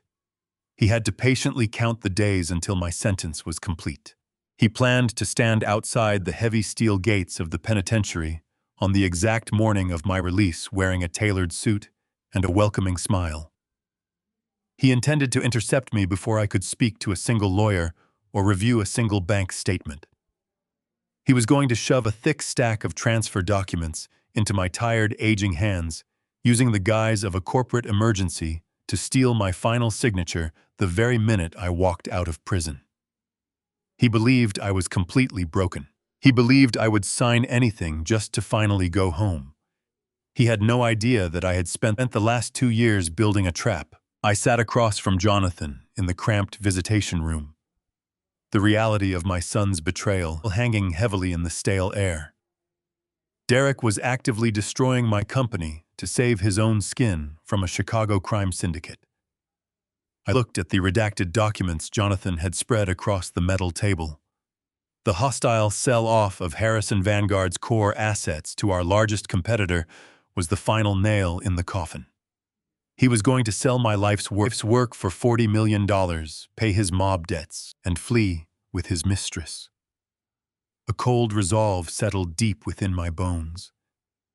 I was not going to let my empire fall to a syndicate of thugs or to the arrogant boy who thought he could outsmart me. I leaned forward, my voice dropping to a low, commanding whisper. I told Jonathan to take the entire dossier that Victor Lawson had compiled. Every single wire transfer, every offshore bank record, every intercepted text message, and every piece of evidence linking Derek to the mob. I told him to bypass the local authorities entirely and take it straight to the Federal Bureau of Investigation. I knew the director from my years on corporate boards. They had been trying to build a racketeering case against that specific Chicago syndicate for the better part of a decade. Jonathan smiled a sharp, predatory grin that told me he understood exactly what I was orchestrating. He packed the documents into his briefcase, the brass clasps echoing like a gunshot in the quiet room. He promised he would secure a meeting with the federal agents before the sun went down. 3 days later, Jonathan returned, but he was not alone. He was accompanied by 2 men in sharp suits who carried themselves with the rigid discipline of federal agents. We met in a secure, completely unmonitored room, usually reserved for high-level attorney-client privilege. The lead agent, a man named Harris, did not waste any time with pleasantries. He laid out the situation with brutal efficiency. The Bureau had reviewed Victor's dossier. They were astounded by the sheer volume and quality of the evidence we had gathered from the shadows. The financial trails were impeccable, but the FBI wanted more than just Derek. They wanted to completely dismantle the mob connection, and they desperately wanted to indict the corrupt executives at the rival firm who were knowingly attempting to purchase stolen corporate assets to fund a criminal enterprise. Agent Harris looked me directly in the eyes. He said they needed a smoking gun, an undeniable piece of physical evidence that proved the conspiracy and caught all the players in the same room. He told me that my son's plan to force my signature on the day of my release was the perfect opportunity. But they needed me to be the bait. They needed me to walk right into the lion's den. I did not hesitate for a single second. I agreed to their terms unconditionally. Agent Harris explained the operational mechanics. On the morning of my release, a federal tech agent would intercept me discreetly before Derek arrived. They would fit me with a state-of-the-art microscopic recording device and a live audio transmitter. I would wear a wire right into the heart of Harrison Vanguard. I would walk into the boardroom, face the corrupt buyers, face my son, and let them admit their entire scheme on a federally monitored frequency. The moment they presented the fraudulent documents and confessed their intent, the FBI would breach the building. I agreed to every single detail. I felt a dark, thrilling satisfaction, knowing that Derek's own meticulously planned trap was going to be the exact instrument of his absolute ruin. The final week of my sentence was a masterclass in profound patience and supreme mental discipline. The shadow war had been completely mapped out, the federal alliances were forged, and the trap was perfectly primed. All I had to do was wait for the clock to run out. I spent my last 7 days in that concrete cage, embracing the quiet calm that precedes a massive, violent storm. I woke up every morning before the sun crested the prison walls. I exercised in the narrow confines of my cell, doing push-ups and sit-ups until my aging muscles burned ensuring my body was as sharp and ready as my mind. I ate the terrible, tasteless prison food without a single complaint, knowing it was the last time I would ever subject myself to such indignity. I walked the recreation yard alone, ignoring the other inmates, ignoring the guards, focusing entirely on the sequence of events that would unfold on my release day. I rehearsed every possible conversation in my head. I anticipated every lie Derek would tell me, every fake tear he would shed, and every manipulative tactic he would attempt to use to force my signature. I visualized the boardroom, the faces of the rival executives, the shocked expression of his captive wife, and the absolute terror that would consume my son when he finally realized the magnitude of his fatal mistake. There was no more anger left inside me. The fiery rage that had burned in my chest for the past 2 years had been entirely refined into a cold, unbreakable blade of pure execution. I was no longer a grieving father. I was a man returning from the dead to reclaim his stolen kingdom. The memories of those final days in my cell faded away as the smooth, rhythmic hum of the Lincoln Navigator's engine pulled my mind back to the immediate present. I blinked, returning to the reality of the soft leather passenger seat. I looked out the tinted window. The sprawling gray highways had smoothly transitioned into the bustling, vibrant streets of downtown Chicago. The towering skyscrapers loomed above us, casting long, imposing shadows across the busy morning traffic. I glanced at the dashboard clock. The 2 hours were up. The moment of absolute reckoning had finally arrived. Derek turned the steering wheel, navigating the heavy luxury SUV with casual arrogance. He was completely oblivious to the microscopic Federal transmitter securely taped to my chest beneath my faded gray suit. He hummed a cheerful tune, a man who genuinely believed he was merely minutes away from walking away with $40 million and a brand new life in Miami. He turned the final corner, and there it was. The gleaming glass tower of Harrison Vanguard pierced the overcast sky, a monument to my life's work, standing tall and proud in the heart of the financial district. Derek pulled the vehicle smoothly into the private underground executive parking garage. He parked the car, turned off the engine, and looked at me with that sickening, perfectly rehearsed smile. He unbuckled his seatbelt and reached for his leather briefcase. "It is time, Dad," he said, his voice dripping with false affection. "Let us go upstairs and sign those papers so we can finally go home." I looked at my son, feeling the cold steel of the trap snapping shut in my mind. "Yes, Derek," I replied softly, reaching for the door handle. "It is time." I pushed the heavy door of the Lincoln Navigator open and stepped out onto the polished concrete of the underground executive parking garage. The air down here smelled of high-octane fuel and expensive tire rubber, a sharp and welcome contrast to the sterile bleach of the penitentiary. My legs felt genuinely stiff from the long ride, but I made sure to actively exaggerate my frailty. I let my knees tremble just a fraction more than necessary as I stood up. Derek was beside me in an absolute instant. He placed a firm, guiding hand squarely between my shoulder blades. It was a calculated gesture that from a distance looked exactly like a devoted son, gently supporting his aging, weary father. But up close I could feel the rigid, anxious tension in his fingers. It was not a gesture of loving support. It was a physical mechanism of strict control. He was steering me, ensuring I did not falter, ask questions, or change my mind before the ink dried on his fraudulent contracts. We walked slowly toward the private glass elevator reserved exclusively for the senior executives of Harrison Vanguard. The polished steel doors slid open silently at our approach. We stepped inside the mirrored cabin, and the doors closed, sealing us in a quiet box of rising tension. I looked closely at our reflections in the polished glass. Derek stood incredibly tall, his posture perfect, his custom navy suit immaculate.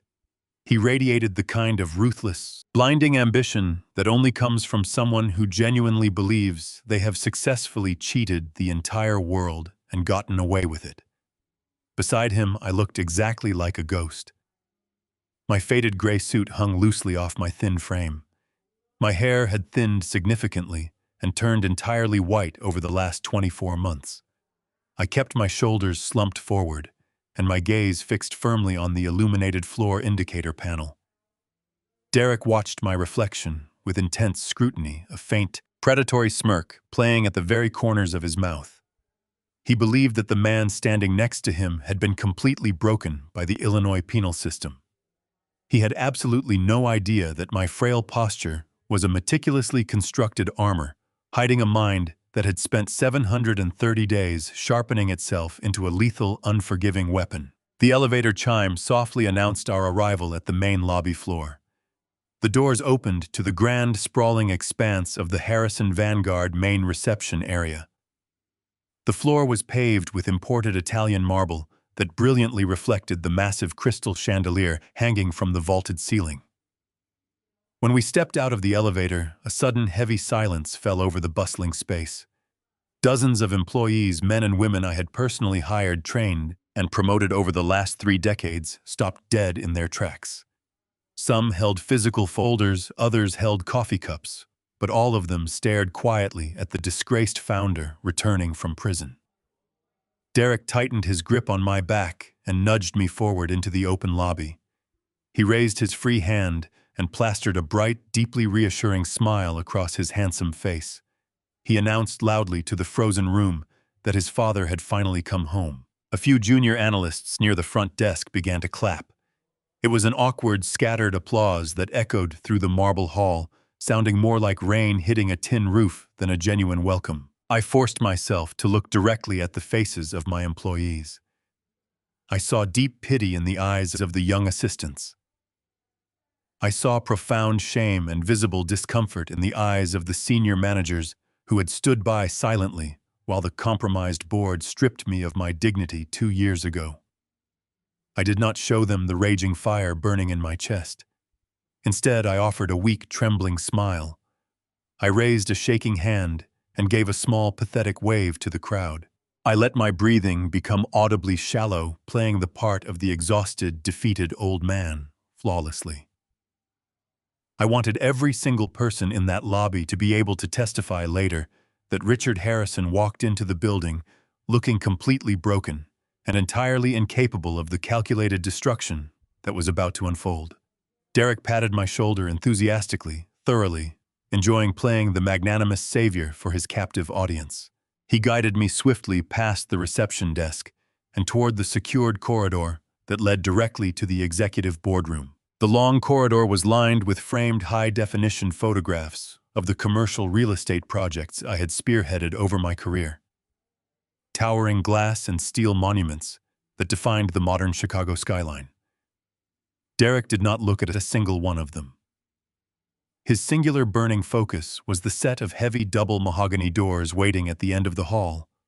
Behind those doors lay the final obstacle to his absolute freedom, his escape to Miami, and his ultimate $40 million payday. As we approached, I could hear the low, confident hum of conversation coming from inside the room. My heart maintained a slow, perfectly steady rhythm.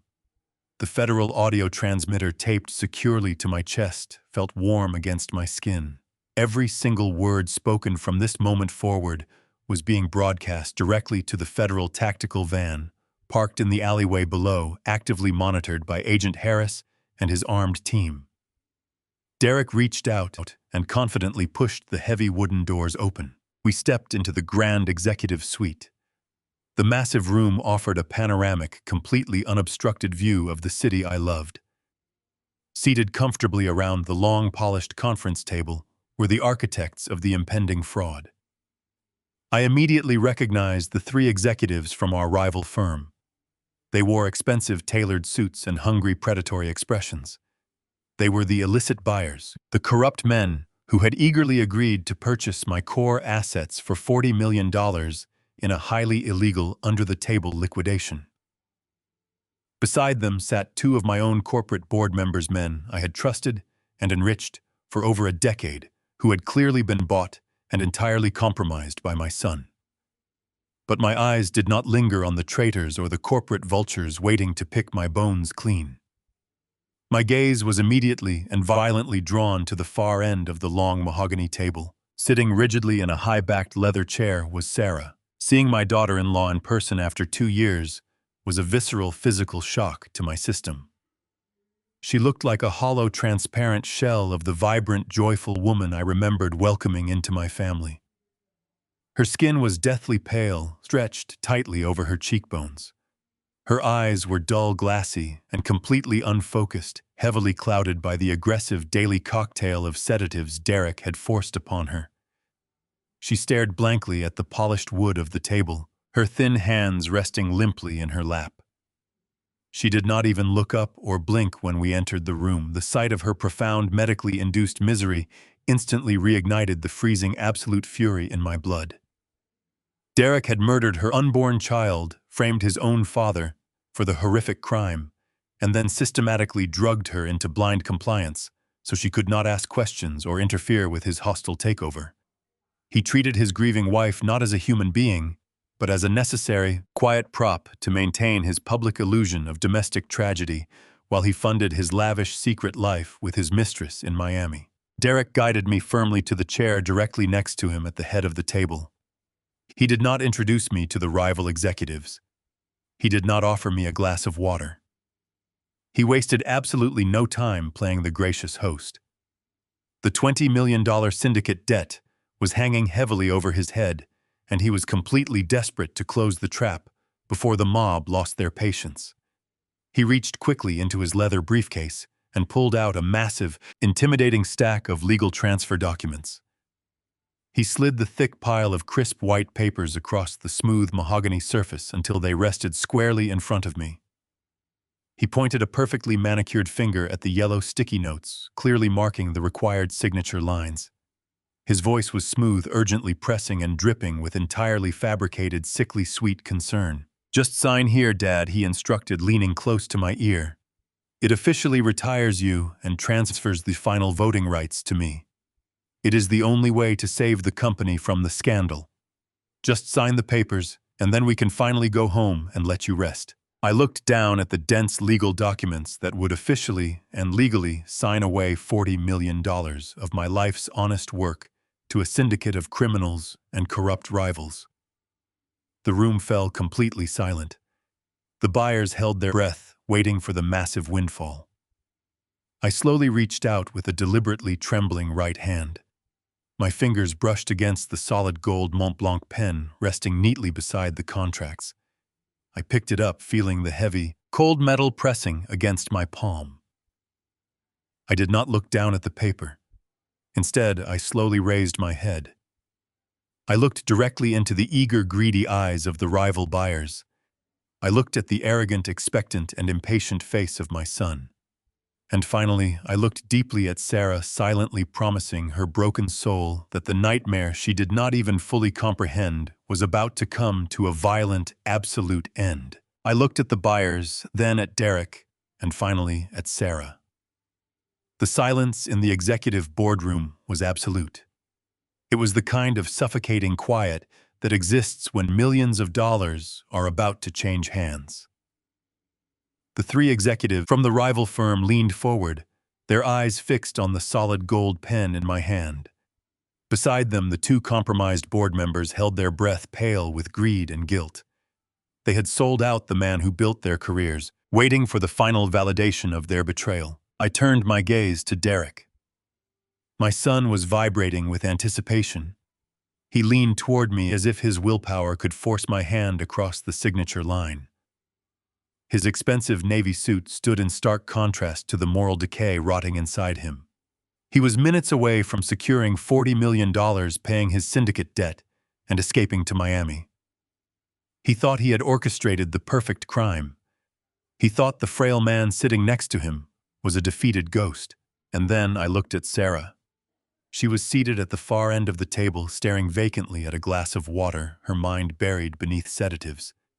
She was mourning a child she thought she had lost by a tragic accident, sitting next to the man who deliberately murdered that child to protect his inheritance. Looking at her broken state, extinguished any sliver of mercy I harbored in my soul. The time for playing the victim was over. I looked back down at the crisp transfer documents. The thick stack represented 30 years of my sweat and unyielding dedication. Derek had placed a yellow sticky note next to the dotted line, a bright marker guiding me toward my own execution. I tightened my grip on the heavy gold pen. I felt the smooth metal pressing against my palm. I stopped my hand from trembling. The deliberate stillness of my fingers caught Derek's attention. I placed both of my hands firmly on the table. I gripped the ends of the solid gold Montblanc pen. I took a deep, steadying breath, channeling every ounce of pain, betrayal, and frozen rage I had accumulated over 730 days in a concrete cell. With a sudden, violent twist of my wrists, I snapped the solid gold pen completely in half. The sharp, metallic crack echoed through the silent boardroom like a gunshot. Thick, dark ink burst from the shattered cartridge. It poured out in a heavy stream, bleeding rapidly across the pristine white pages of the transfer contracts. The dark liquid pooled over the carefully typed legal clauses, obliterating the signature lines, staining the yellow sticky note, and completely ruining the fraudulent documents. The ink dripped off the edge of the mahogany table and splashed onto the imported carpet below. The collective gasp in the room was instantaneous. The three rival executives jolted backward in their heavy leather chairs, pulling their hands away from the table as if the spilled ink were acid. The compromised board members exchanged terrified, utterly confused glances. "Dad!" Derek shouted, his voice cracking with sudden panic and profound annoyance. "What are you doing? You ruined the papers." I did not answer him. I casually dropped the two broken halves of the pen into the puddle of black ink. I reached my right hand deep into the pocket of my faded gray suit trousers. My fingers wrapped around the small black plastic remote control I had kept hidden there since the federal agents handed it to me that morning. I pressed the first button firmly. Instantly, a heavy mechanical sound reverberated through the executive suite. A loud, definitive click echoed from the grand double mahogany doors at the entrance of the boardroom. The sound was followed by another identical click from the secondary access door leading to the private washroom. The electronic smart locks, the very same security system I had installed 5 years ago to protect highly sensitive corporate negotiations, engaged simultaneously. The boardroom was completely sealed. We were locked inside a soundproof, bulletproof glass box 40 stories above the streets of downtown Chicago. There was absolutely no way out without my explicit digital authorization. The atmosphere violently shifted from greedy anticipation to pure confusion. One of the rival executives quickly stood up, adjusting his suit jacket, trying to maintain a facade of corporate authority. He walked briskly toward the main double doors, grabbed the brass handles, and pulled. The doors did not budge a single millimeter. He pulled harder, his face flushing red, before turning back to the table with wide, frightened eyes. "The doors are locked," the executive stammered, looking directly at Derek. "What kind of game is this, Harrison? Open the doors right now." Derek was standing now, too. The mask of the devoted son was gone, replaced by the arrogant rage of a spoiled child whose perfect plan had just been derailed. He glared at me, his fists clenched at his sides. He genuinely believed my actions were the unpredictable spasms of a broken, senile mind. "Dad, what are you doing?" Derek demanded, his voice rising in volume and pitching into a frantic, aggressive tone. "Unlock the doors right now. Stop acting crazy. You are embarrassing me in front of our partners. You need to sign these papers so we can clean up this mess." I remained seated for a second, letting his demanding words hang in the stagnant air. Then I slowly pushed my chair back from the table. I stood up. I did not stand up like the frail, exhausted old man who had walked out of the penitentiary 2 hours ago. I stopped slumping my shoulders. I straightened my spine, pulling myself up to my full height. I rolled my shoulders back, feeling the familiar commanding posture return to my bones. The physical transformation was immediate and jarring. I looked directly into my son's eyes and let the carefully constructed illusion of weakness completely fall away. When I spoke, my voice was no longer a raspy, trembling whisper. It was a deep, booming baritone. It was the unmistakable, authoritative voice of the chief executive officer who had built this massive empire from nothing and ruthlessly crushed anyone who dared to stand in his way. "I am not crazy, Derek," I stated, the sheer force of my voice echoing off the glass walls. "I never was." Derek took a physical step backward. The blood drained entirely from his face, leaving his skin a sickly pale white. His eyes widened in absolute terror as he stared at me. He was no longer looking at a defeated victim. He was looking at a predator who had just locked the cage. He opened his mouth to speak, to offer some pathetic excuse, but his vocal cords completely failed him. I reached back into my pocket and pulled the small black remote out, where everyone in the room could clearly see it. I did not break eye contact with the man who had stolen 2 years of my life and murdered my grandchild. I raised my thumb and pressed the second button. Above us, the ceiling panels smoothly slid open. 3 massive high-definition presentation screens descended silently into the center of the locked boardroom. The screens flickered to life, casting a bright, harsh digital glow across the terrified faces of the men trapped inside. The system was no longer connected to the internal corporate servers. It was bypassing the building's network, syncing directly to the encrypted laptop operated by Jonathan Blake, sitting in the federal tactical van parked exactly 40 stories below us. The screens illuminated, ready to broadcast the absolute truth to everyone in the room and directly to the federal agents listening to every single breath we took. The execution had officially begun. The massive digital displays flared with a brilliant white light that made the corrupt board members shield their eyes. When the intense glare faded, the first image materialized in stunning, undeniable clarity.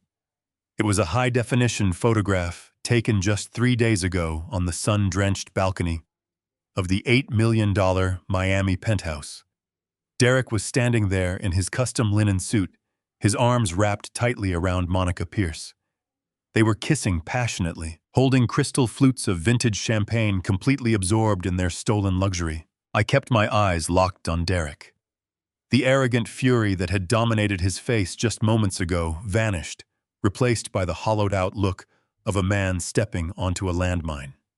He stumbled backward, his polished leather shoes slipping on the carpet, until his back hit the mahogany wall. He opened his mouth to speak, but the screens shifted before he could form a single desperate lie. The romantic image of his secret Miami life was instantly replaced by a stark, cold spreadsheet. It was a consolidated financial ledger meticulously compiled by Victor Lawson, displaying every single fraudulent wire transfer my son had authorized over the past 2 years.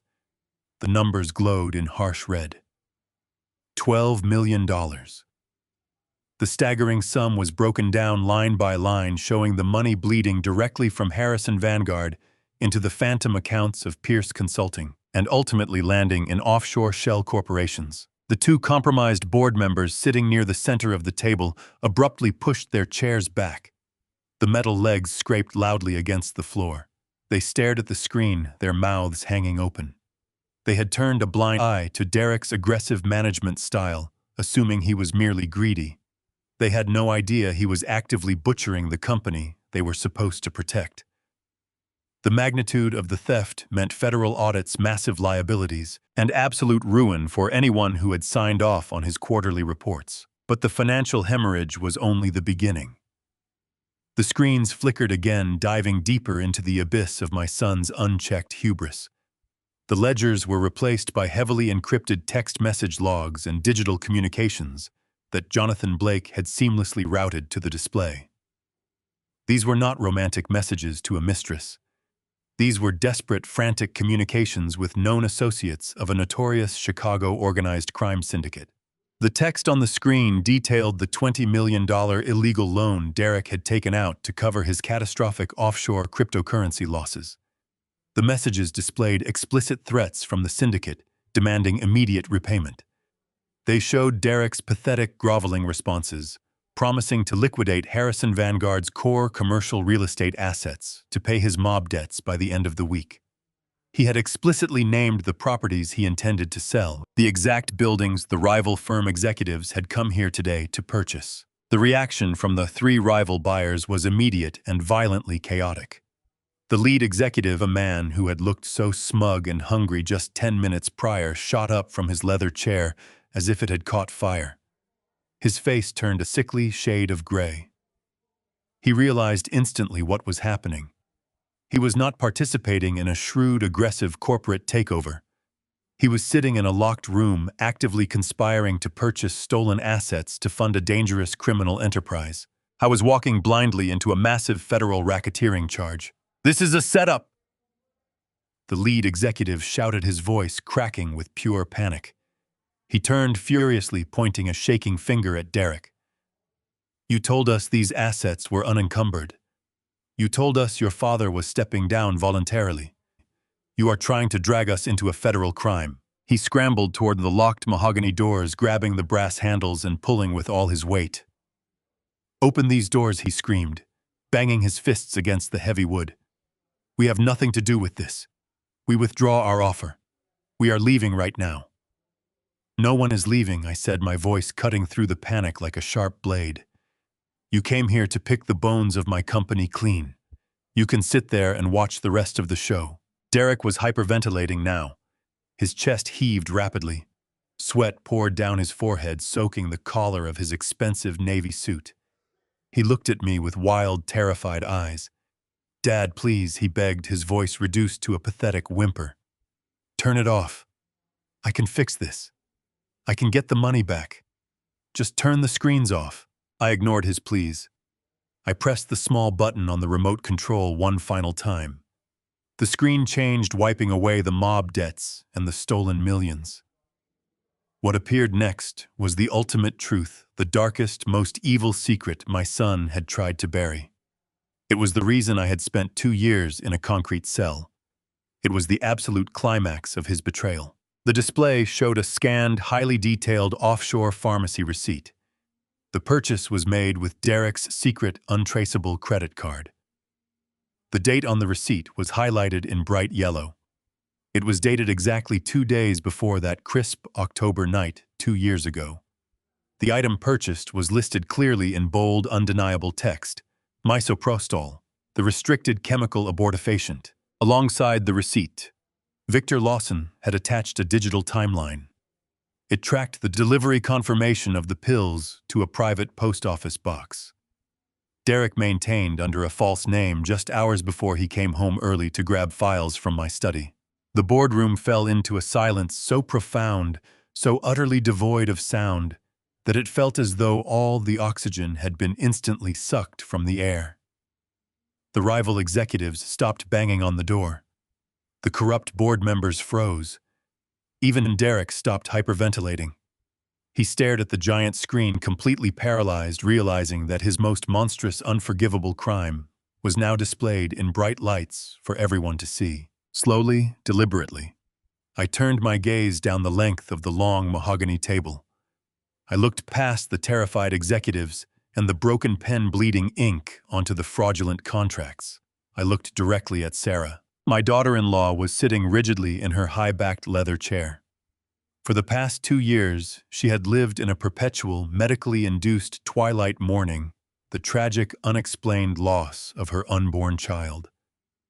She had believed her father-in-law was a monster. She had believed her husband was her only comfort. As she stared at the glowing pharmacy receipt on the massive screen, I watched the heavy chemical fog of the sedatives finally lift from her eyes. The realization hit her with a devastating physical force. She read the name of the medication. She read the date. The jagged pieces of her shattered life violently snapped together. She finally understood that the man comforting her in the ambulance was the exact same man who had intentionally poisoned her to murder their baby. Her hands began to tremble violently. Her pale face contorted into a mask of pure agony. And then Sarah opened her mouth and unleashed a primal, guttural scream of absolute horror. That scream tore through the soundproof boardroom like a physical shockwave. It was a sound born from the deepest, darkest depths of human suffering. Sarah did not just cry. She erupted. The heavy chemical fog that had kept her docile and compliant for 2 years was instantly incinerated by the absolute truth. She pushed herself up from the heavy leather chair with a sudden violent surge of adrenaline that knocked the heavy piece of furniture backward to the floor. She did not walk around the long mahogany table. She lunged directly across it. Papers scattered in every direction. The rival executives scrambled backward, pressing themselves against the glass walls to get out of her way. Sarah reached Derek before he could even process her movement. She raised her hand and struck him across the face with a force that echoed sharply over her own sobs. The slap snapped his head to the side, leaving a bright red mark across his pale skin. She grabbed the lapels of his custom navy suit, shaking him violently, her tears falling freely onto his expensive fabric. "You killed our baby!" she screamed, her voice breaking with an agony that made my own chest ache. "You poisoned me. You watched me bleed on that floor, and then you let your father take the blame. You monster!" Derek was entirely panicked. The flawless corporate executive facade completely shattered, leaving behind a terrified, cornered animal. He shoved Sarah backward, with brutal force knocking her away from him. She stumbled and fell hard onto the weeping uncontrollably. Derek did not even look down at her. He spun around, his eyes wild and darting across the room. He ran toward the locked double doors, grabbing the brass handles and pulling with all his remaining strength. "It is all fake," Derek shouted, his voice high and frantic. He pounded his fists against the heavy wood. "The old man is crazy. He faked all of these documents. He hired someone to hack the screens. None of this is real. You have to believe me." He turned to the rival executives, begging them for validation. But they looked at him with pure disgust. They were actively distancing themselves from a sinking ship. Derek turned his wild eyes back to me, opening his mouth to formulate another pathetic lie. But he never got the chance to speak. A deafening crash shattered the tension. The thick, reinforced glass of the secondary boardroom doors violently exploded inward. Shards of glass rained down across the imported carpet. A dozen federal agents clad in dark tactical gear swarmed into the executive suite. Their boots crunched heavily over the broken glass. They moved with terrifying coordinated precision, their weapons drawn and leveled directly at the men standing around the table. "Get down on the ground right now," the lead agent roared, his commanding voice leaving absolutely no room for negotiation. "Keep your hands where I can see them." The three rival executives instantly dropped to their knees, lacing their trembling fingers behind their heads. The corrupt board members followed suit, sobbing and pleading that they had no idea what was really going on. Derek stood frozen, his hands hovering in the air, his mind completely unable to process the rapid destruction of his empire. Two tactical agents closed the distance in a fraction of a second. They grabbed Derek by his shoulders, spun him around roughly, and forced him face first against the polished mahogany wall. As the agents kicked Derek's legs apart to secure him, a familiar figure stepped calmly through the shattered doorway. Jonathan Blake walked into the chaotic boardroom, wearing a perfectly tailored charcoal suit, entirely unbothered by the tactical weapons and the broken glass. He held a thick stack of official warrants in his right hand. He walked over to the lead agent and handed over the paperwork with a satisfied, predatory nod. The lead agent secured a pair of heavy steel handcuffs around Derek's wrists. The metallic clicking sound echoed in the room, a perfect poetic mirror of the sound I had endured in my own foyer 2 years ago. The agent read Derek his rights, listing the charges with cold efficiency. Wire fraud, federal racketeering, massive corporate embezzlement, and severe domestic battery. Every word was a heavy nail driven deeply into the coffin of my son's future. Derek pressed his cheek against the wood paneling, breathing heavily. He looked over his shoulder at Jonathan, recognizing the lawyer he had arrogantly insulted years ago. "You have no jurisdiction here," Derek spat desperately, trying to cling to some shred of authority. "You cannot prove any of this. My lawyers will have me out of here in an hour." Jonathan offered a cold, humorless smile. He stepped closer to the wall, looking down at the man who had ruined so many lives. "I highly doubt that," Jonathan said smoothly. Because 20 minutes ago, federal agents breached the front doors of an $8 million cash penthouse in Miami. Monica Pierce is currently in federal custody. And let me tell you, her loyalty to you evaporated the exact second the handcuffs came out. She is already fully cooperating to save herself. She handed over the offshore account keys. Furthermore, the authorities have seized your illegal loan funds from the syndicate. You have absolutely nothing left. The final ounce of fight completely drained from Derek's body. The realization that his mistress had turned on him, that the mob money was gone, and that he was facing decades in federal prison finally broke his mind. His knees buckled. The tactical agents let him slide down the wall until he fell heavily onto the carpeted floor. He was crying now. Real ugly tears of absolute terror. A small cut on his cheek from the shattered glass bled slowly down his jawline. He looked up at me from the floor. The arrogance was entirely eradicated. He was reduced to a weeping, pathetic shell of a man. "Dad," he sobbed, his voice cracking with sheer desperation. "Dad, please. I am your son. I am your flesh and blood. You cannot let them do this to me. Tell them it was a misunderstanding. Help me, please." I stood completely still, looking down at the kneeling man who had stolen 2 years of my freedom, who had poisoned his own wife, who had murdered my grandchild for a luxury penthouse. The federal agents watched me, giving me the silent space to deliver my final judgment. I walked slowly around the mahogany table. My footsteps were steady and measured. I stopped directly in front of him. I leaned down, reaching out with my right hand. I grabbed the collar of his expensive custom suit, pulling him slightly forward, so he was forced to look directly into my eyes. There was absolutely no paternal warmth left inside me. My voice was icy, devoid of any mercy or hesitation. "The state penitentiary has a very nice 6x8 concrete cell," I whispered softly, ensuring only he could hear the absolute finality in my tone. "It smells like bleach and rust. The food tastes like ash, and the nights are incredibly long.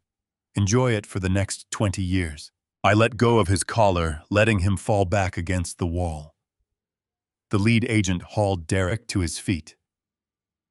My son began to scream hysterically, begging and thrashing, as the agents dragged him out of the boardroom, pulling him through the shattered glass doors and down the long corridor toward the elevators.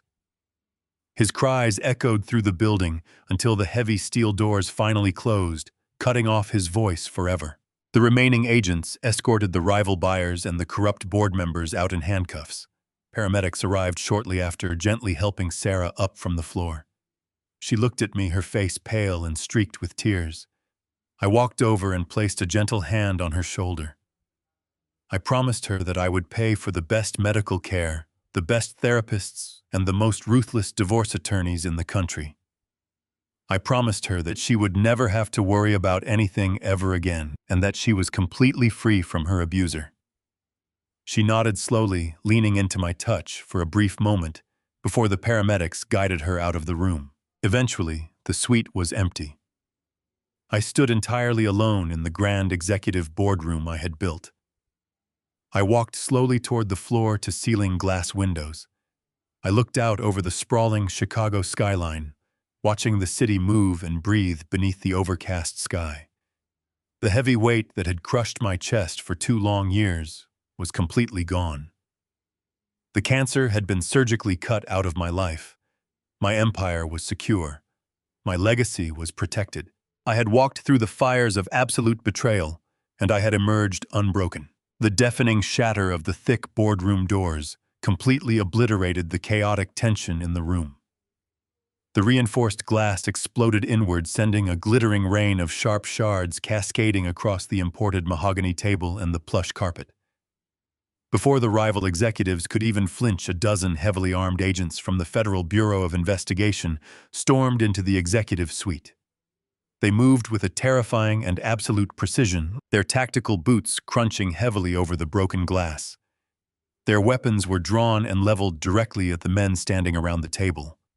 The lead agent, a tall, imposing man with a voice that commanded immediate compliance, roared for everyone to get down on the ground and keep their hands visible. The three rival buyers' men, who just 20 minutes ago believed they were executing the corporate acquisition of a lifetime, instantly dropped to their knees.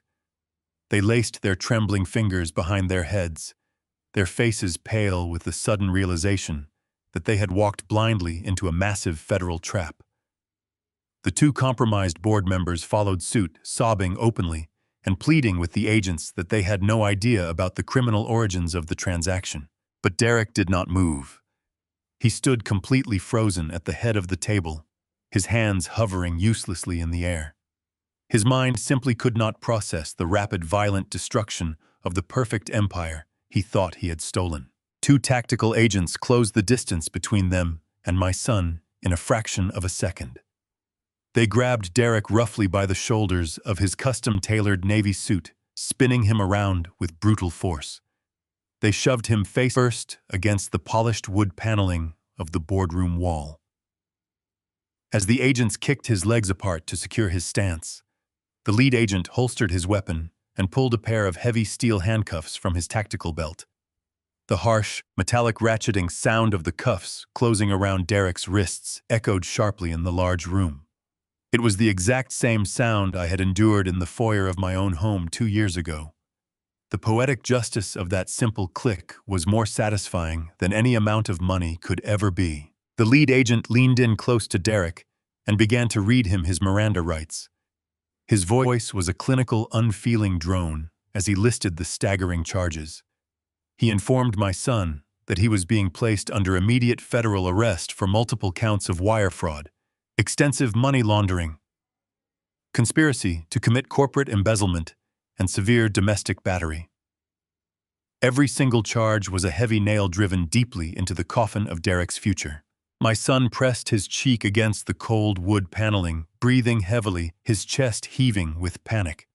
A small shard of flying glass had caught his cheek during the breach, and a thin line of blood slowly traced its way down his jawline, staining the pristine white collar of his expensive shirt. Despite the overwhelming force of the federal presence, Derek's arrogant nature refused to die quietly. He turned his head as much as the agents would allow, his eyes wild and darting across the room. He looked at the lead agent and spat out a desperate threat. He demanded his phone. He screamed that his corporate lawyers would have him out of custody before the sun went down. He insisted that the entire operation was an illegal setup orchestrated by a senile, vengeful old man. He genuinely believed that his wealth and his title still offered him a shield against the consequences of his monstrous actions. He thought he could still talk his way out of the burning building. That was the exact moment Jonathan Blake stepped calmly through the shattered doorway. The brilliant criminal defense attorney walked into the ruined boardroom, wearing a perfectly tailored charcoal suit, entirely unbothered by the tactical weapons, the crying executives, or the broken glass under his polished shoes. He held a thick stack of official federal warrants in his right hand. He walked over to the lead agent, handing over the paperwork with a satisfied, predatory nod. Then, Jonathan turned his attention directly to the man handcuffed against the wall. Derek recognized Jonathan immediately. Years ago, my son had arrogantly insulted Jonathan during a real estate deal, publicly mocking his intelligence. Now Jonathan stood before him, holding the keys to his absolute destruction. Derek opened his mouth to hurl another threat, but Jonathan raised a single manicured finger, silencing him instantly. Jonathan's voice was smooth, completely devoid of sympathy, and dripping with cold satisfaction as he delivered the final, fatal blow to Derek's crumbling reality. He informed my son that any hope of a legal rescue or a lavish escape had been entirely eradicated. Jonathan casually explained that exactly 20 minutes ago, a separate team of federal agents had breached the reinforced doors of the $8 million cash penthouse in Miami. The very same penthouse Derek had purchased with my stolen money. Derek's eyes widened in sheer terror as Jonathan detailed the raid. He revealed that Monica Pierce, the 28-year-old mistress Derek had planned to run away with, was already in federal custody, and according to the field agents, her loyalty to Derek had evaporated the exact second the handcuffs came out. Monica was fully cooperating with the authorities to save herself, handing over the digital keys to every single offshore account and shell company Derek had created. But Jonathan was not finished. He stepped closer to Derek, ensuring that every word landed with devastating impact. He told him that the $20 million illegal loan Derek had secured from the Chicago organized crime syndicate had been intercepted and seized by the Financial Crimes Division. The mob's money was gone secured in a federal evidence account.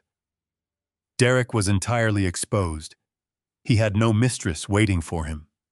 He had no hidden offshore millions to fund his defense. And most terrifyingly, he now owed $20 million to a ruthless criminal syndicate without any possible means of paying them back. The final ounce of fight completely drained from Derek's body. The staggering weight of his absolute ruin finally crushed the last remaining pillar of his arrogance. The realization that he was facing decades in a federal penitentiary, hunted by the mob and abandoned by his mistress, completely broke his mind. His knees violently buckled beneath him. The tactical agents holding him let him slide down the mahogany wall until he fell heavily onto the carpeted floor. I was no longer the untouchable executive. He was a terrified, cornered animal. Derek fell to his knees among the scattered papers and the broken glass. He was weeping openly now. Real ugly tears of pure terror streamed down his face, mixing with the blood from the cut on his cheek. He looked frantically around the room, finding only disgust in the eyes of the rival buyers and cold detachment from the federal agents. Finally, his desperate gaze locked onto me. The father he had framed, the man he had sent to rot in a 6x8 cell. He dragged himself forward on his knees, ignoring the sharp glass cutting into his expensive trousers. The agents stepped forward to restrain him, but I raised my hand, signaling for them to give me a moment. Derek looked up at me, his face contorted in an agony he completely deserved. He begged me. His voice cracked and broke as he pleaded for salvation. He screamed that he was my son, my flesh and blood. He begged me to tell the agents it was all a terrible misunderstanding. He cried out for me to save him, to protect him, just as a father is supposed to protect his child. I stood completely still, looking down at the weeping, broken monster on the floor. I felt absolutely nothing for him. No pity, no paternal love, no hesitation. The paralyzing grief of the past 2 years had been entirely burned away, replaced by the freezing clarity of absolute justice. I slowly stepped forward, my worn shoes crunching softly over the shattered glass.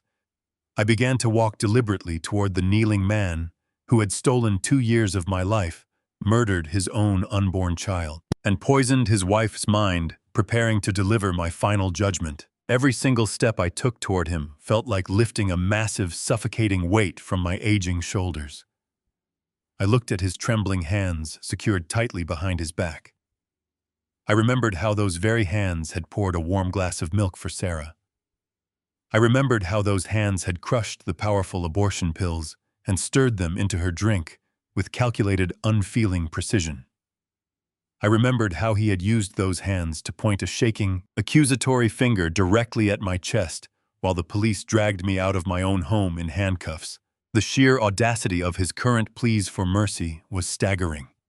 He was invoking the sacred bond of family, weaponizing his status as my child to escape the consequences of a nightmare he had maliciously engineered from the very beginning. He thought that a father's love was a blind, exploitable weakness. He thought I would look at his tears and somehow forget the blood on the bathroom tile, the agonizing screams of his wife, and the cold gray walls of the state penitentiary. I was wrong. I stopped directly in front of him, towering over his kneeling form.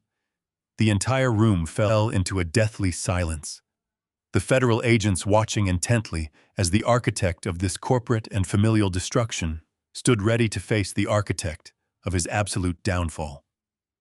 The shadow war was over. The trap had sprung flawlessly. And as I looked down into the terrified, weeping eyes of the son I once loved, I prepared to sever the final tie that bound us together.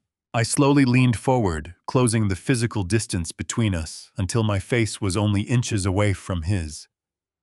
The smell of his expensive cologne mixed with the metallic scent of his fear and the fresh blood on his cheek. He was shaking so violently that the handcuffs rattled against his lower back. I reached out with my right hand and grabbed the lapel of his custom-tailored navy suit. I pulled him slightly upward, forcing him to maintain direct eye contact with me. I did not yell. I did not scream. The time for shouting had passed long ago. When I finally spoke, my voice was a deadly, frozen whisper entirely devoid of any remaining paternal affection. I told him that the Illinois State Penitentiary has a very nice 6-by-8-foot concrete cell waiting for him. I told him it smells exactly like bleach and rust, and that the food tastes like damp ash. I told him that the nights there are incredibly long, cold, and suffocatingly silent. I pulled him just a fraction closer, my grip tightening on his collar, and whispered that he should get comfortable because he was going to enjoy that miserable cell for the next 20 years. Derek let out a choked, agonizing gasp. The absolute finality of my words extinguished the last flickering ember of hope he had desperately clung to. He realized in that exact second that he was entirely, completely alone.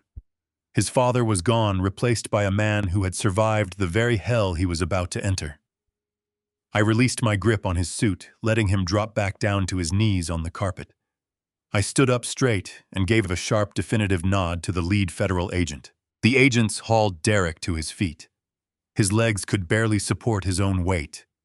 He began to sob hysterically, a pathetic, broken sound that echoed off the glass walls of the executive suite.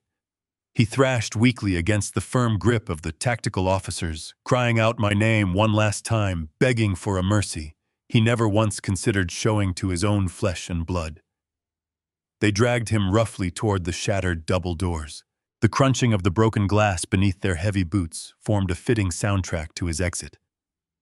I watched without blinking as they pulled him down the long corridor, his cries growing fainter and fainter, until the heavy steel doors of the private elevator finally slid shut, cutting off his voice completely. My son was gone. The nightmare he had maliciously engineered was finally over. The room moved into a swift, organized phase of cleanup. The three rival executives, the men who had eagerly arrived to pick the bones of my empire clean, were unceremoniously marched out in handcuffs. Their faces were pale masks of absolute ruin. They knew their careers were obliterated, their reputations permanently destroyed by their greedy association with a federal crime syndicate. The two compromised board members who had betrayed my trust followed closely behind them, keeping their heads down in profound shame. They had gambled their futures on an arrogant boy, and they had lost everything. Then the medical personnel arrived. Two gentle paramedics entered the boardroom with a stretcher and a soft blanket. They approached Sarah, who was still sitting on the floor, where she had fallen quietly weeping into her hands. The heavy chemical fog of the sedatives was finally breaking, leaving behind the raw, unmitigated trauma of everything she had just discovered. I walked over to her, slowly crouching down so I was at her eye level. I reached out and gently placed my hand on her trembling shoulder. She looked up at me, her tear-streaked face reflecting a profound, heartbreaking vulnerability. I looked her directly in the eyes and made a solemn, unbreakable vow. I told her that she was finally free from her abuser. I promised her that I would personally fund the best medical care, the most specialized therapists, and the most ruthless divorce attorneys in the entire country. I assured her that she would never have to spend another night in that dark, isolating house, and that she would never have to worry about financial security for the rest of her natural life. I told her she was a victim of a monster, but she did not have to remain a victim forever. She nodded slowly, leaning into my touch for a brief, comforting moment. The paramedics gently helped her to her feet, wrapping the warm blanket around her frail shoulders, and escorted her out of the shattered boardroom toward the waiting ambulance and a brand new, secure future. Eventually, the heavy footsteps of the federal agents faded away. The flashing red and blue lights reflecting off the surrounding skyscrapers slowly dispersed. The executive suite was entirely empty. The profound silence that settled over the room was no longer suffocating or tense. It was a clean, absolute peace. I stood alone in the center of the grand boardroom I had built from nothing decades ago. I looked at the shattered glass scattered across the imported carpet, the broken solid gold pen resting in a pool of dark ink, and the fraudulent transfer documents permanently ruined on the mahogany table. It was a beautiful, necessary destruction. I walked slowly toward the floor-to-ceiling glass windows. The afternoon sun was beginning to break through the overcast Chicago sky, casting a warm golden light across the towering steel monuments of the financial district. I looked out over the sprawling city, watching the tiny cars and the bustling crowds moving far below me. The heavy, crushing weight that had pressed down on my chest for 730 agonizing days was completely gone. I took a deep, unrestricted breath, filling my aging lungs with the sweet, victorious air of absolute freedom. The shadow war was officially over. The cancer that had silently grown inside my family, feeding on greed and sociopathic ambition, had been ruthlessly and surgically cut out. My corporate empire, the legacy I had sacrificed my entire adult life to build, was completely safe. The loyal employees who depended on Harrison Vanguard would keep their jobs. The foundations of my life's work were secure once again. I had walked through the blazing fires of the ultimate betrayal. I had been stripped of my freedom, my dignity, and my grief, locked away in a concrete cage by the person I trusted most in the world. But the flames did not consume me. They only forged me into something unbreakable. I had returned from the dead to reclaim my stolen kingdom, and I had emerged entirely victorious. I stood by the window for a very long time, allowing the profound reality of the afternoon to wash over me. The transition from a federal inmate to a triumphant corporate chairman in the span of a few hours was a staggering psychological shift. I thought about Jonathan Blake, the brilliant and ruthless attorney who had orchestrated the flawless legal execution from the tactical van 40 stories below. I knew he was currently coordinating with the federal prosecutors to ensure that every single asset my son had stolen was permanently frozen and returned to the corporate accounts. I thought about Victor Lawson, the silent, invisible private investigator, whose meticulous dedication had pulled back the heavy curtain on my son's horrific double life in Miami. Their loyalty and their lethal efficiency had given me my life back. I turned away from the window and walked back to the head of the mahogany table. I reached down and picked up the two broken halves of the solid gold pen. The dark ink stained my fingers, a physical reminder of the signature I refused to give. I pulled a pristine white handkerchief from the pocket of my faded gray suit and carefully wiped the ink from my skin. I looked down at the ruined suit I was wearing. It was the same suit I had been arrested in 2 years ago.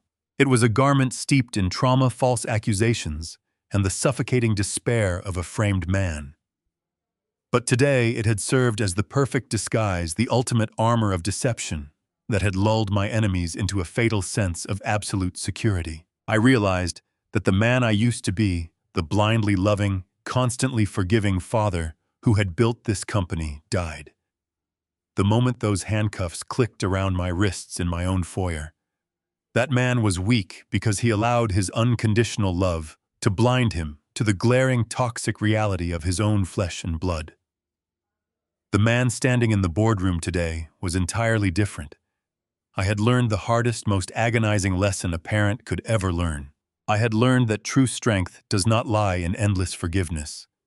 True strength lies in the unwavering courage to completely obliterate anything that threatens your peace, your integrity, and your hard-earned legacy, regardless of who it is. I tossed the broken gold pen into the trash can, a final physical dismissal of the past. I straightened my posture, buttoned my faded gray suit jacket, and walked purposefully out of the shattered executive suite, ready to completely rebuild the rest of my life. Blood makes you related, but it does not guarantee loyalty, respect, or love. As parents, we spend our lives building a strong foundation to protect our children, but we must never blind ourselves to their true nature. When greed infects a family, the closest people can rapidly become the deadliest enemies. Do not let parental guilt trap you into becoming a helpless victim. True strength is having the absolute courage to see the brutal truth, set ironclad boundaries, and cut out the toxicity even if it wears the face of your own child. Protect your peace legacy and absolute dignity. If you have ever had to make a painful decision to cut off a toxic family member to protect your own peace, drop A100 in the comments below. Do not forget to smash that subscribe button for more intense life stories and let me know your location today.